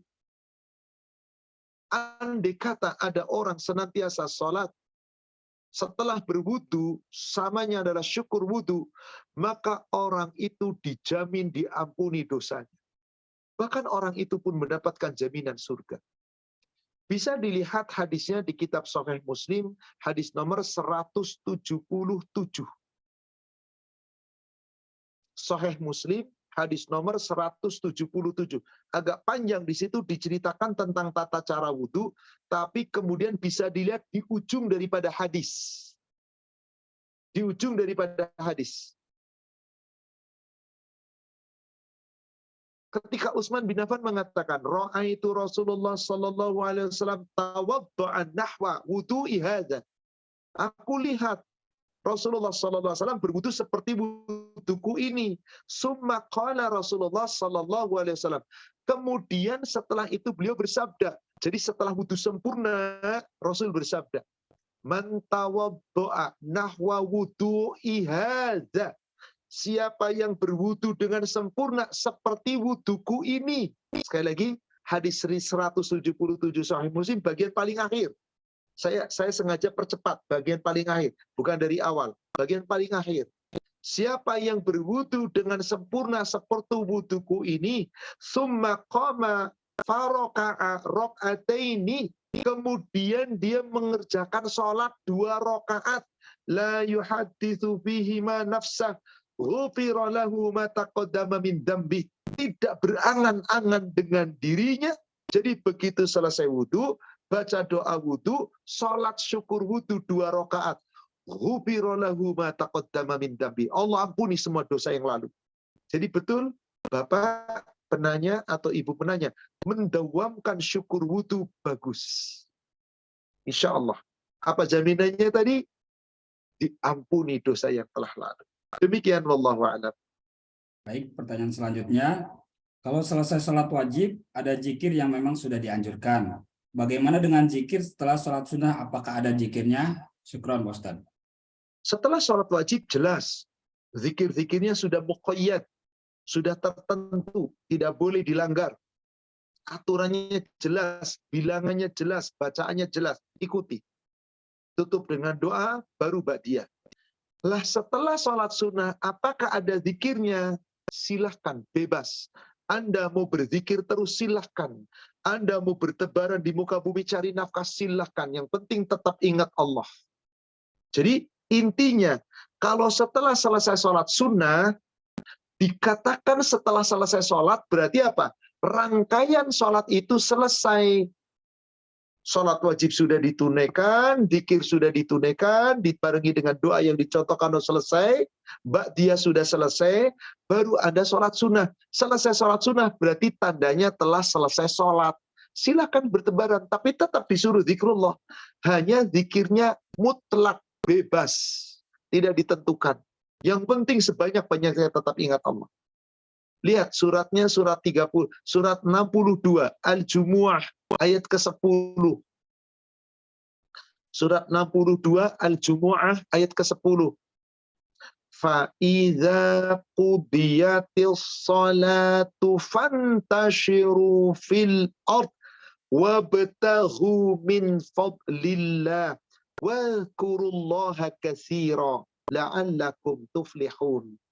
Dan apabila sholat telah kamu tunaikan, sudah selesai. Berarti sampai qobliyah, sampai ba'diyah sudah selesai. Fantashiru fil ardh, kamu bertebaran di muka bumi. Yang mau kerja silakan, yang mau dagang silakan, cari nafkah silakan. Yang masih tetap di rumahnya, ibu rumah tangga, mengerjakan urusan rumah tangga silakan. Yang sedang liburan, Anda mau berzikir, mau baca Quran silakan. Yang penting, wazkurullaha katsira. Tetap kamu ingat Allah, zikir kepada Allah sebanyak-banyaknya. La'allakum tuflihun, supaya kamu beruntung. Jadi tetap kita berzikir, hanya zikirnya bebas, tidak ditentukan. Demikian, wallahu a'lam. Baik, Pak Ustaz. Izin bertanya, apa saja hukum memutus atau membatalkan sholat, baik sholat sunnah maupun sholat wajib? Terima kasih. Sholat sunnah maupun sholat wajib, yang membatalkan adalah salah satunya pembatal wudhu. Anda buang angin, Anda keluar mazi, yaitu cairan dari kemaluan, baik laki-laki atau perempuan, apabila terangsang. Kadang-kadang setan mengganggu lagi sholat, terangsang. Ketika syahwatnya tubuh memikir, nanti setelah sholat akan berhubungan suami istri. Halal. Tapi karena terangsang keluar mazi, maka menjadi batal. Atau apa? Berbicara yang melampaui batas. Ngomong sesuatu dengan teman. Tengok sana, tengok sini, seterusnya. Maka itu batal. Maka itu batal. Maka yang membatalkan wudhu, maka dia akan membatalkan sholat. Demikian. Wallahu a'lam. Baik, pertanyaan selanjutnya.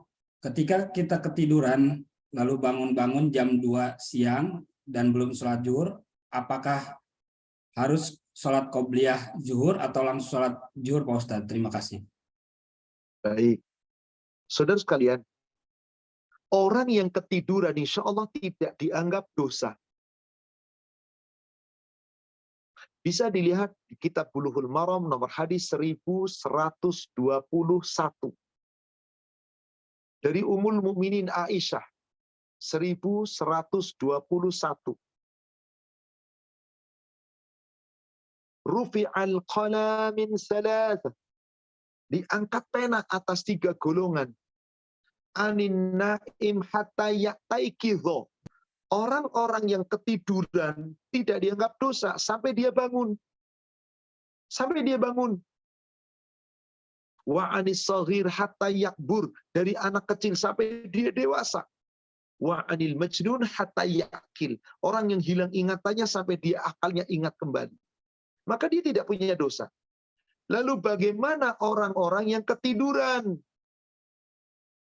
Orang yang ketiduran wajib mengqadha salat. Orang yang ketiduran wajib mengqadha salat. Bisa dilihat di kitab Sahih Muslim nomor hadis 645. Hadis nomor 644. Itu perintah Nabi Shallallahu Alaihi Wasallam. Menama, barang siapa yang ketiduran, maka kapan dia sholatnya? Sholatnya ketika dia sadar. Hadis 643, 644, 645 disebutkan seperti itu. Kata Nabi Shallallahu Alaihi Wasallam, barang siapa yang kelupaan, manasya, salatan, suatu salat, atau nama atau ketiduran anha dari salat itu, maka fakafaratuha an yusalliha idza dzakaraha. Maka kodoknya adalah segera mengkodok salat itu setelah dia sadar, ingat. Berarti begitu dia jam 2 bangun, ketiduran dari jam 10, duhur lewat, dia wajib sholat duhur. Pertanyaannya tadi, apakah tetap qobliyah ba'diyah? Iya, saudara sekalian. Kenapa? Karena qobliyah ba'diyah itu tidak terkait dengan awal waktu saja. Bagi laki-laki yang sholatnya ke masjid, jika sudah dikumandangkan iqamat, berarti kehilangan qobliyahnya. Langsung ada sholat ikut imam, baru nanti setelah dzikir sholat ba'diyah. Hilang, ya. Makanya jangan terlambat datang ke masjid, terutama yang 10 rawatib tadi. Kalau Anda sholatnya di rumah, misal ibu-ibu nih, seorang suami sudah pulang dari masjid, ternyata si ibu itu sibuk masak belum selesai, jam 1 baru selesai, misal, jangan tiap hari, karena keadaan. Setelah selesai jam 1 dia mandi, dia wudu, jam 1:30 baru sholat, tetap qobliyahnya laksanakan, sholat fardunya laksanakan, ba'diyahnya laksanakan. Demikian pula orang ketiduran, karena dia tidak menyengaja menunda waktu, maka laksanakan qobliyah seperti biasa, sholat duhur seperti biasa, lalu setelah itu ba'diyah seperti biasa. Demikian, wallahu a'lam. Kecuali kalau waktu sholatnya sudah habis. Sholat duhur ketiduran bangun-bangun jam 4. Tentu sudah masuk waktu asar. Maka di jamat akhir duhur itu ke asar. Gimana caranya? Sholat duhur 4 rakaat, asar 4 rakaat. Nggak perlu ada sholat qobliyah ba'diyah lagi. Sebab waktu duhurnya sudah habis. Demikian. Wallahu a'lam. Baik, pertanyaan selanjutnya. Apakah diperbolehkan 2 niat sholat sunnah disatukan seperti sholat sunnah tahiyatul masjid dengan qobliyah zuhur? Terima kasih. Ini memang terjadi khilaf di kalangan para ulama tentang itu. Satu hadis tetapi dipahami dengan cara berbeda. Hadisnya adalah di kitab Sahih Muslim nomor hadis 1861. Sahih Muslim 1861 dari Umar bin Khattab. Qala Rasulullah sallallahu alaihi wasallam. Semoga Allah meridai Umar bin Khattab. Telah bersabda Rasulullah sallallahu alaihi wasallam. Innamal a'malu binniyat. Sesungguhnya amal itu tergantung dengan niatnya.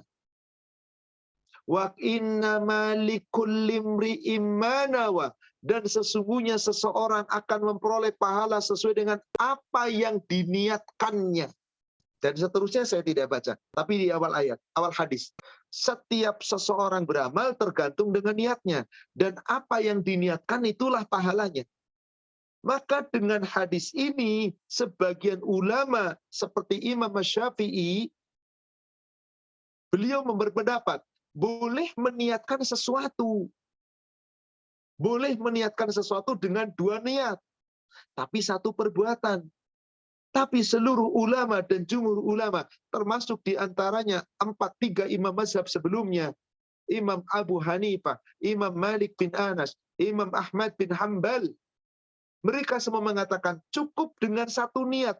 Mana yang lebih utama? Kenapa?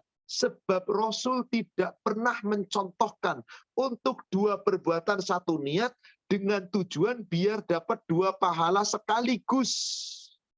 Contoh, Bapak Ibu datang ke masjid, mau tahiyatul masjid, qadarullah jeda waktu tinggal 5 menit, pengen qobliyah duhur juga.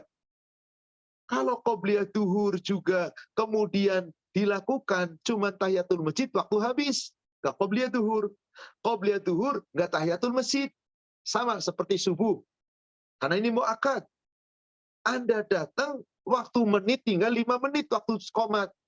Kalau Anda tahiyatul masjid dulu nggak dapat qobliyah subuh. Anda qobliyah subuh dulu nggak dapat tahiyatul masjid, tentu saja.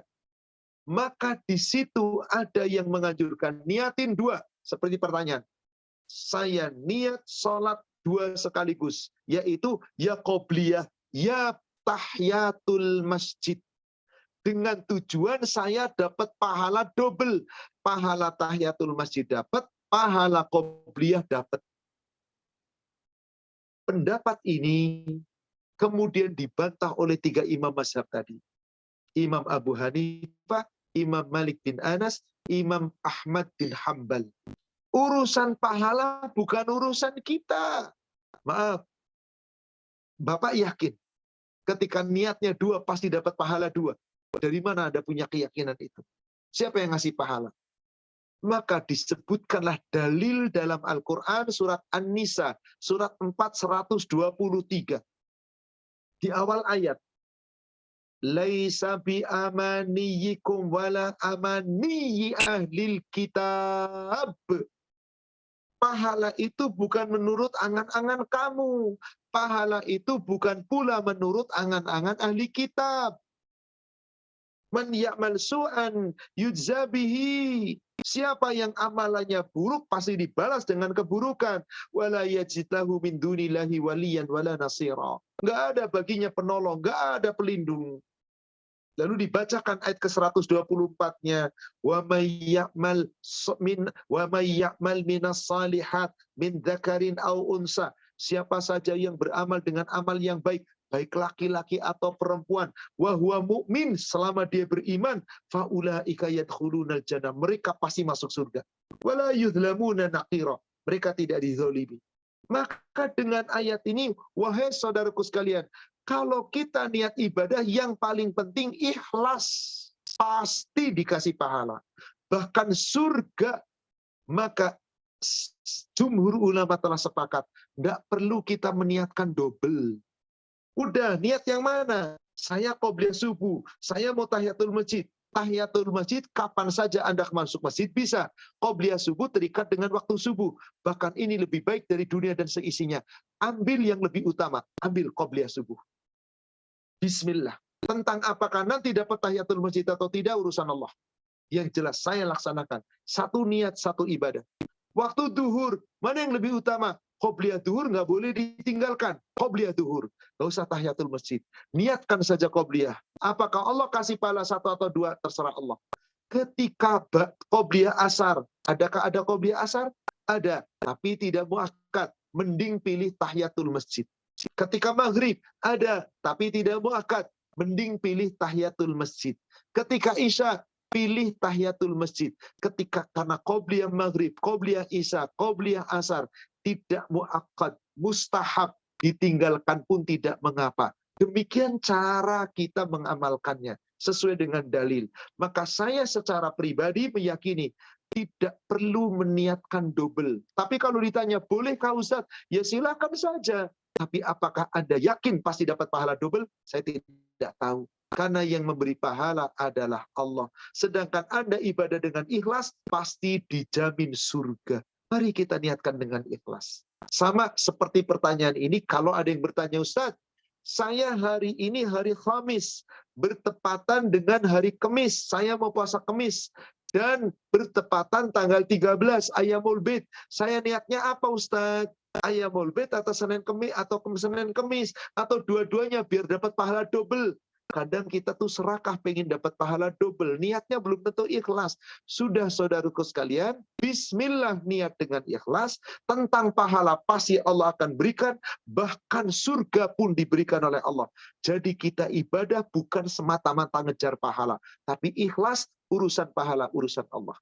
Itu yang saya yakini. Sehingga saya secara pribadi tidak pernah menggabungkan niat untuk satu amal, satu niat untuk dua amal sekaligus. Satu untuk satu.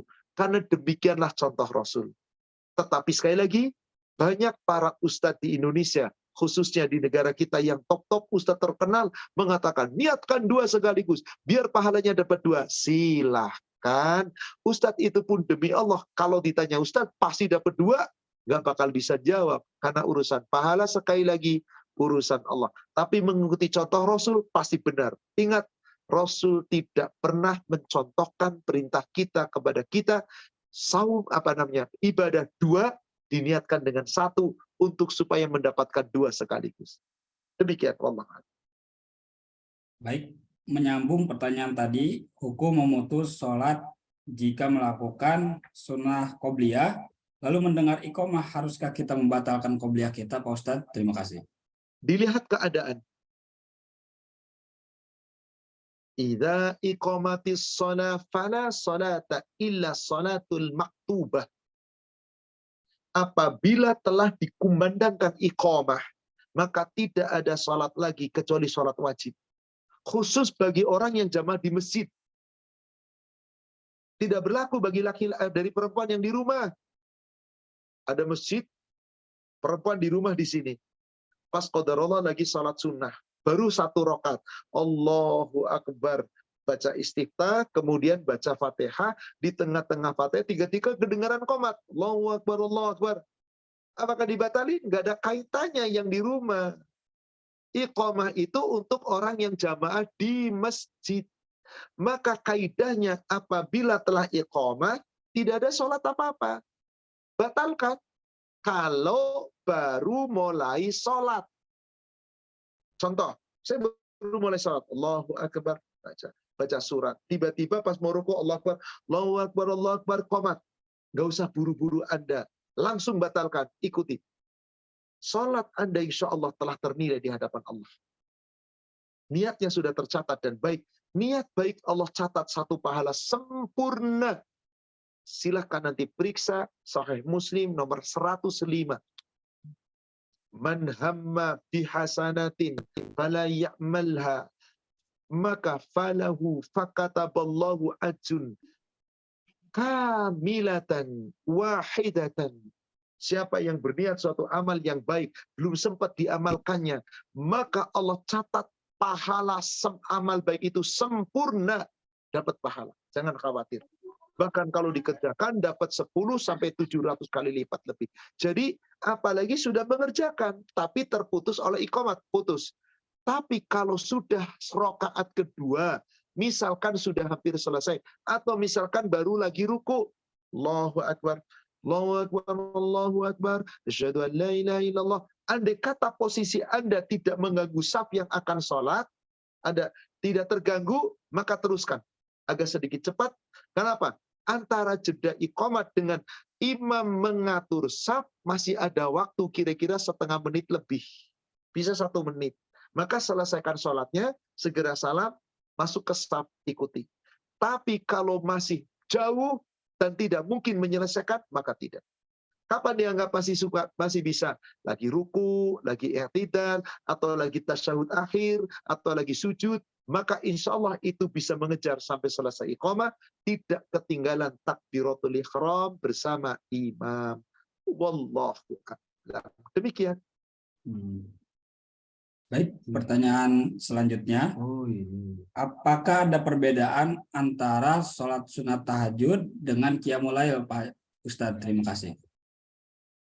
Kalau disebut qiyamul lail, belum tentu tahajud. Tapi kalau disebut tahajud, pasti qiyamul lail. Jadi, tahajud itu bagian dari qiyamul lail. Tapi qiyamul lail belum tentu tahajud. Kenapa? Karena ini dua hal yang berbeda. Tetapi bisa menjadi sama. Kalau Anda melakukan sholat malam itu sebelum tidur dan dilakukan di awal malam, itu bukan tahajud namanya, qiyamul lail. Tapi kalau qiyamul lail Anda lakukan setelah Anda tidur, lalu bangun dan lakukan di akhir malam, maka qiyamul lail itu tetap qiyamul lail, tapi namanya berubah menjadi tahajud. Nah, untuk ini insya Allah kita akan membahas di pertemuan berikutnya. Sesi ketiga, jadilah hamba Allah. Jangan jadi hamba Ramadan, masih melanjutkan sesi tentang sholat sunnah. Setelah kita hari ini khusus membahas tentang sholat sunnah rawatib. Kita bahas nanti tentang qiyamul lail.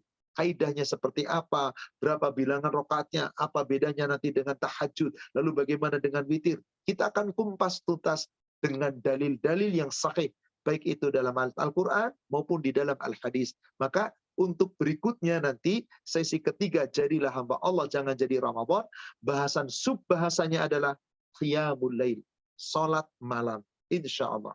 Demikian. Jadi penanya, bersabarlah, insya Allah penjelasan detailnya akan dibahas di pertemuan yang akan datang. Pertanyaan selanjutnya, apabila sholat wajib berjamaah, tapi kebetulan imam membaca surat sangat cepat, sampai kita tidak tuntas membaca Al-Fatihah, apakah kita perlu sholat sendiri, Pak Ustadz? Terima kasih. Ini bisa terjadi di sholat-sholat yang sir. Zuhur, asar. Tapi kalau di sholat-sholat yang jahar, pasti kita bisa mendengar bacaannya. Kadang-kadang demikian, seperti yang ditanya. Betapa sifatnya imam. Dan saya beberapa kali mengikuti itu. Ketika sedang dalam perjalanan, terpaksa saya mampir ke suatu tempat masjid terdekat di mana saya bisa mampir.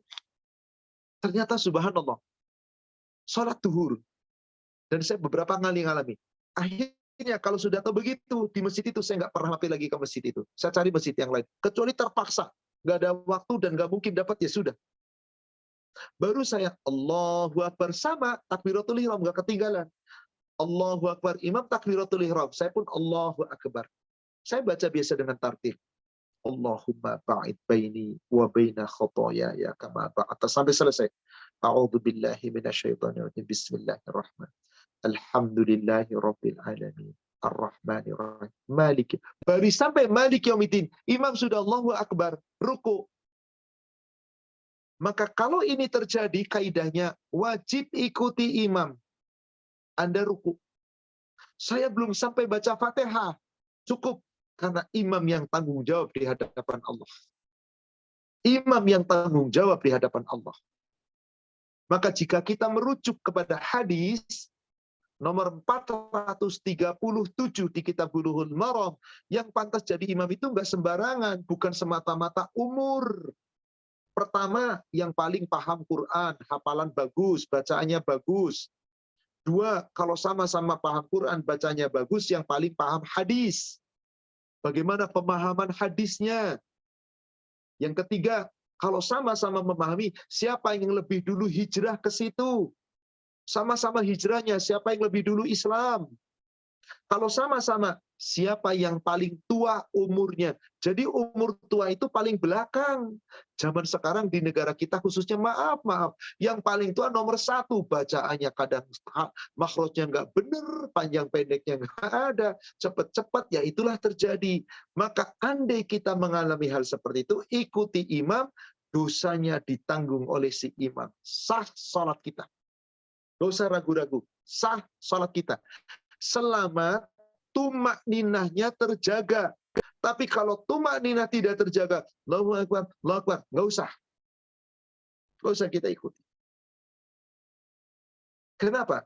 Karena Rasulullah SAW pernah mengkritik seorang sahabat yang sholat tapi sholatnya tidak tumak ninah.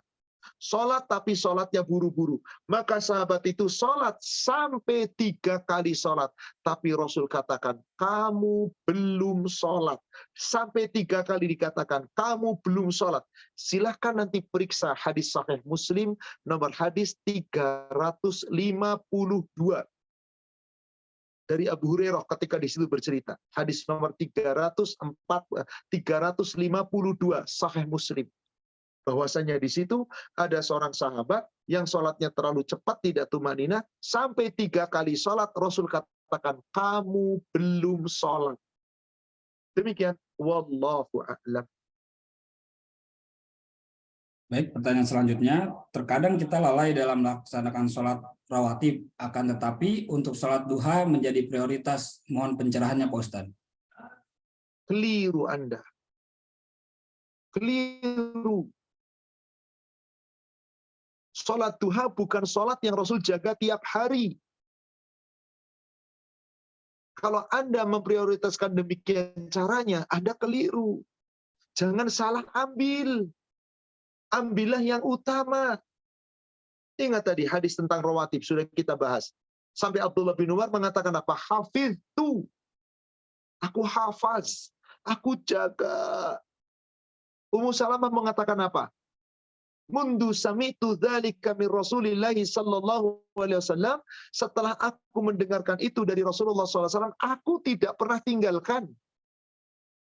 Sementara untuk laki-laki, sholat duha itu tidak berubah menjadi sesuatu kewajiban yang seakan-akan mutlak. Coba silakan buka di kitab Bulughul Maram. Hadis nomor 417. Bulughul Maram 417 dari Ummul Mukminin Aisyah. Annaha su'ilat. Bahwasanya Nabi ditanya, hal kana Rasulullah sallallahu alaihi wasallam yusallu duha? Apakah Rasulullah sallallahu alaihi wasallam senantiasa salat duha? Qalat, Ummul Mukminin menjawab, la, tidak, Rasul tidak selalu salat duha. Illa ayyaji'a min maghaib, kecuali ketika beliau pulang dari perjalanan. Berbeda dengan kaum wanita. Kaum wanita sebaiknya apa? Harus dijaga. Di hadis berikutnya tuh nomor 418-nya dari Ummul Mukminin, apa katanya? Yusalli subhatat duha qattu. Rasulullah sallallahu alaihi wasallam, aku tidak lihat selalu salat duha, sekali-kali tidak. Wa inni la usabbahuha, tapi aku selalu mengerjakannya. Bagi para wanita duha terus. Tapi bagaimana kalau laki-laki salat duha terus? Boleh, andai kata Anda betul-betul mampu. Jangan sholat duha nyolong-nyolong waktu di kantor. Jangan sholat duha Anda bekerja sampai di sana langsung duha dulu. Duha itu sunnah, sementara Anda kerja wajib. Banyak orang nyolong waktu untuk sholat duha, nggak boleh. Haram hukumnya. Anda sudah dapat gajian. Tapi kan kerjaan jam 8 sampai jam 5, Ustadz. Pas saya datang sampai kantor jam 8, kadang-kadang juga belum mulai kerja. Terserah belum mulai kerja. Tapi waktu Anda dari jam 8 sudah tercatat. Anda harus bekerja. Kecuali Anda dapat izin dari atasan. Tapi Ustadz, ada wasiat Rasul. Jangan sampai meninggalkan sholat duha. Betul. Bukan berarti dengan wasiat itu, duha lebih utama dibandingkan rawatib. Tidak. Duha kita boleh kerjakan, tapi rawatib tetap kerjakan. Jadi berbarengan. Tapi Anda tidak mampu mengerjakan duha, rawatib tetap dikerjakan, itu yang lebih baik daripada rawatibnya lalai, duhanya dikerjakan. Ini kekeliruan, saudaraku sekalian. Wallahu a'lam. Demikian. Baik, pertanyaan selanjutnya, apakah mata kaki tidak boleh tertutup pada waktu sholat, dan apakah ada tuntutan untuk berpindah tempat ketika mengerjakan sholat sunnah setelah sholat fardu? Terima kasih Pak Ustadz. Bagi laki-laki benar. Izar kita, pakaian bawah kita, sarung, mata, celana, dan seterusnya, harus di atas mata kaki. Tidak boleh tertutup, baik dalam sholat maupun di luar sholat. Ini yang diperintahkan oleh Nabi Sallallahu Alaihi Wasallam. Lalu bagaimana ketika kita dalam selesai sholat fardu, kemudian ingin sholat sunnah, apakah harus bergeser? Silahkan. Tidak mengapa. Lihat saja kondisi. Karena bumi kita menjadi tempat sujud. Dimanapun Anda sujud menjadi saksi pada Allah. Bukan berarti harus menyengaja, harus kita pindah. Kadang-kadang kita lagi setelah dzikir, kemudian apa? Kita mau sholat sunnah. Di sana sudah ada yang sholat, di sini ada yang sholat. Di sini orang tetap duduk. Ya udah, nggak usah nyingkirin orang. Tolong berdiri kan. Nggak usah. Kecuali sama-sama berdiri mau sholat sunnah, tukar tempat, boleh. Intinya jangan memaksakan harus pindah. Kecuali memang mampu dan kondisi bisa pindah. Sebaiknya pindah. Karena tempat sujud kita akan menjadi saksi. Wallahu a'lam, satu pertanyaan terakhir, akhi, sebab sudah mendekati waktu zuhur, kita nanti tutup dengan doa. Baik, untuk pertanyaan terakhir, apakah tetap sah, Pak Ustadz, bagi orang yang bertato dalam beramal dan beribadah, baik itu wajib maupun sunnah, Pak Ustadz? Terima kasih. Ini dua hal yang berbeda. Antara tato dengan ibadah itu dua hal yang berbeda. Kalau Anda sudah tahu tato itu haram, tapi tetap mentato, dosa. Jika Anda kemudian merasa nggak apa-apa, yang penting tato, saya tetap ibadah, urusan ibadah Anda, urusan Allah. Tapi Anda mentato tubuh Anda haram. La'ana Rasulullah SAW. Dilaknat. Allah perintah Rasul melaknat orang yang suka mentato dan juga ditato. Yang mentatonya haram, yang minta ditatonya haram. Baik laki-laki atau perempuan. Wahai kaum muslimin, tato bukan budaya Islam. Budaya-budaya orang kafir. Orang-orang yang tidak beragama. Yang hanya indah dengan tubuhnya. Lihat umat-umat Islam, indah tubuhnya, bersih. Kecuali Anda pernah mentato, saat itu tidak tahu. Sadar tato haram. Maka bagaimana ketika bertato dan sholat? Semoga dimaafkan. Saya mentato ini bukan dengan sengaja ketika saya tahu ini haram. Tapi ketika jahiliyah, tobat kepada Allah. Apakah harus dibuang? Jika memang harus dibuang, mampu dan tidak menimbulkan mabarat, buang. Tapi seandainya menimbulkan mabarat, sudah bisa ditutupi dengan pakaian atau dengan apapun, sepanjang itu kemudian bukan dengan keinginan saya ingin menampilkan, semoga dimaafkan. Tapi kalau memang ada teknologi, bisa dibuang, buanglah. Wallahu a'lam. Demikian, saudara sekalian. Jadi ibadah itu kewajiban, tato itu yang diharamkan, Anda mentato dosa, ibadah tetap kewajiban. Demikian, wallahu a'lam. Semoga membawa manfaat dan hikmah. Saudara sekalian, kita akhiri dengan doa. Kita mohon kepada Allah, insya Allah semoga apa yang sama-sama kita kaji bermanfaat untuk kita semua. Apa yang sama-sama kita pelajari bisa kita amalkan dalam kehidupan kita sehari-hari untuk bekal kehidupan dunia dan akhirat kita. Dan insya Allah semoga Allah menerima amal ibadah kita. Allah mengampuni kesalahan dan dosa-dosa kita. Demikian pula Allah ampuni kesalahan dan dosa orang tua kita yang telah diwafatkan lebih dulu. Orang-orang tua kita yang masih hidup, semoga Allah menyayangi mereka, membimbing mereka, melindungi mereka, menjaga mereka, sebagaimana mereka telah menyayangi kita di waktu kita kecil. Bagi saudara kita yang sedang dalam keadaan susah, sakit, musibah, ujian, cobaan, semoga Allah angkat semuanya itu dengan diganti dengan lebih baik. Sakitnya diberikan kesembuhan yang sempurna, kesusahannya diganti dengan kemudahan, dan semoga Allah berikan dengan kebaikan-kebaikan. Semoga kita termasuk hamba-hamba Allah yang istiqomah dan tetap dipetunjukkan oleh Allah petunjuk jalan yang hak, sehingga kita tetap istiqomah dalam iman dan takwa. Rabbana atina fid dunya hasanah wa fil akhirati hasanah wa qina adzabannar. Amin ya rabbal alamin. Demikian saudara seiman, mari sama-sama kita akhiri dengan kafaratul majlis. Subhanaka Allahumma wa bihamdika asyhadu an la ilaha illa anta astaghfiruka wa atubu ilaik. Alhamdulillah billahi taufik. Assalamualaikum warahmatullahi wabarakatuh. Waalaikumsalam warahmatullahi wabarakatuh. Baik, demikian kepada para jamaah sekalian, Pak Gunawan, Ibu Puji, dan keluarga, dan semua para jamaah, kami mohon pamit. Insya Allah semoga menjadi kebaikan dan menjadi keberkahan.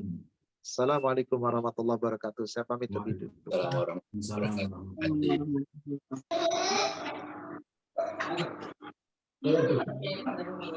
Terima kasih atas bisa dan bermanfaat. Terima kasih.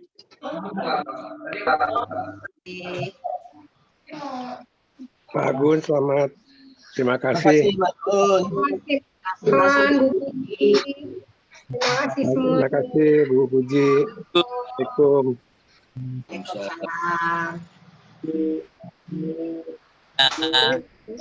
Udah selesai. Ya udah.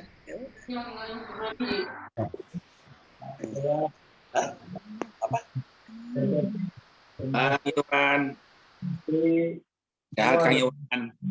Sebutin namanya atas kehadirannya. Terima kasih. Ya, Terima kasih Pak Fernandi. Nah, salam selaluan. Terima kasih, mudah-mudahan bermanfaat. Terima kasih. Amin. Insya Allah. Amin. Terima kasih. Assalamualaikum warahmatullahi wabarakatuh. Terima kasih Mbak Puji, Mas Uun, dan semua saudara muslimah. Amin juga Profesor kita sebagai role modelnya. Amin. Assalamualaikum. Salam. Assalamualaikum. Bermanfaat, insya Allah. Dan dulu. Assalamualaikum.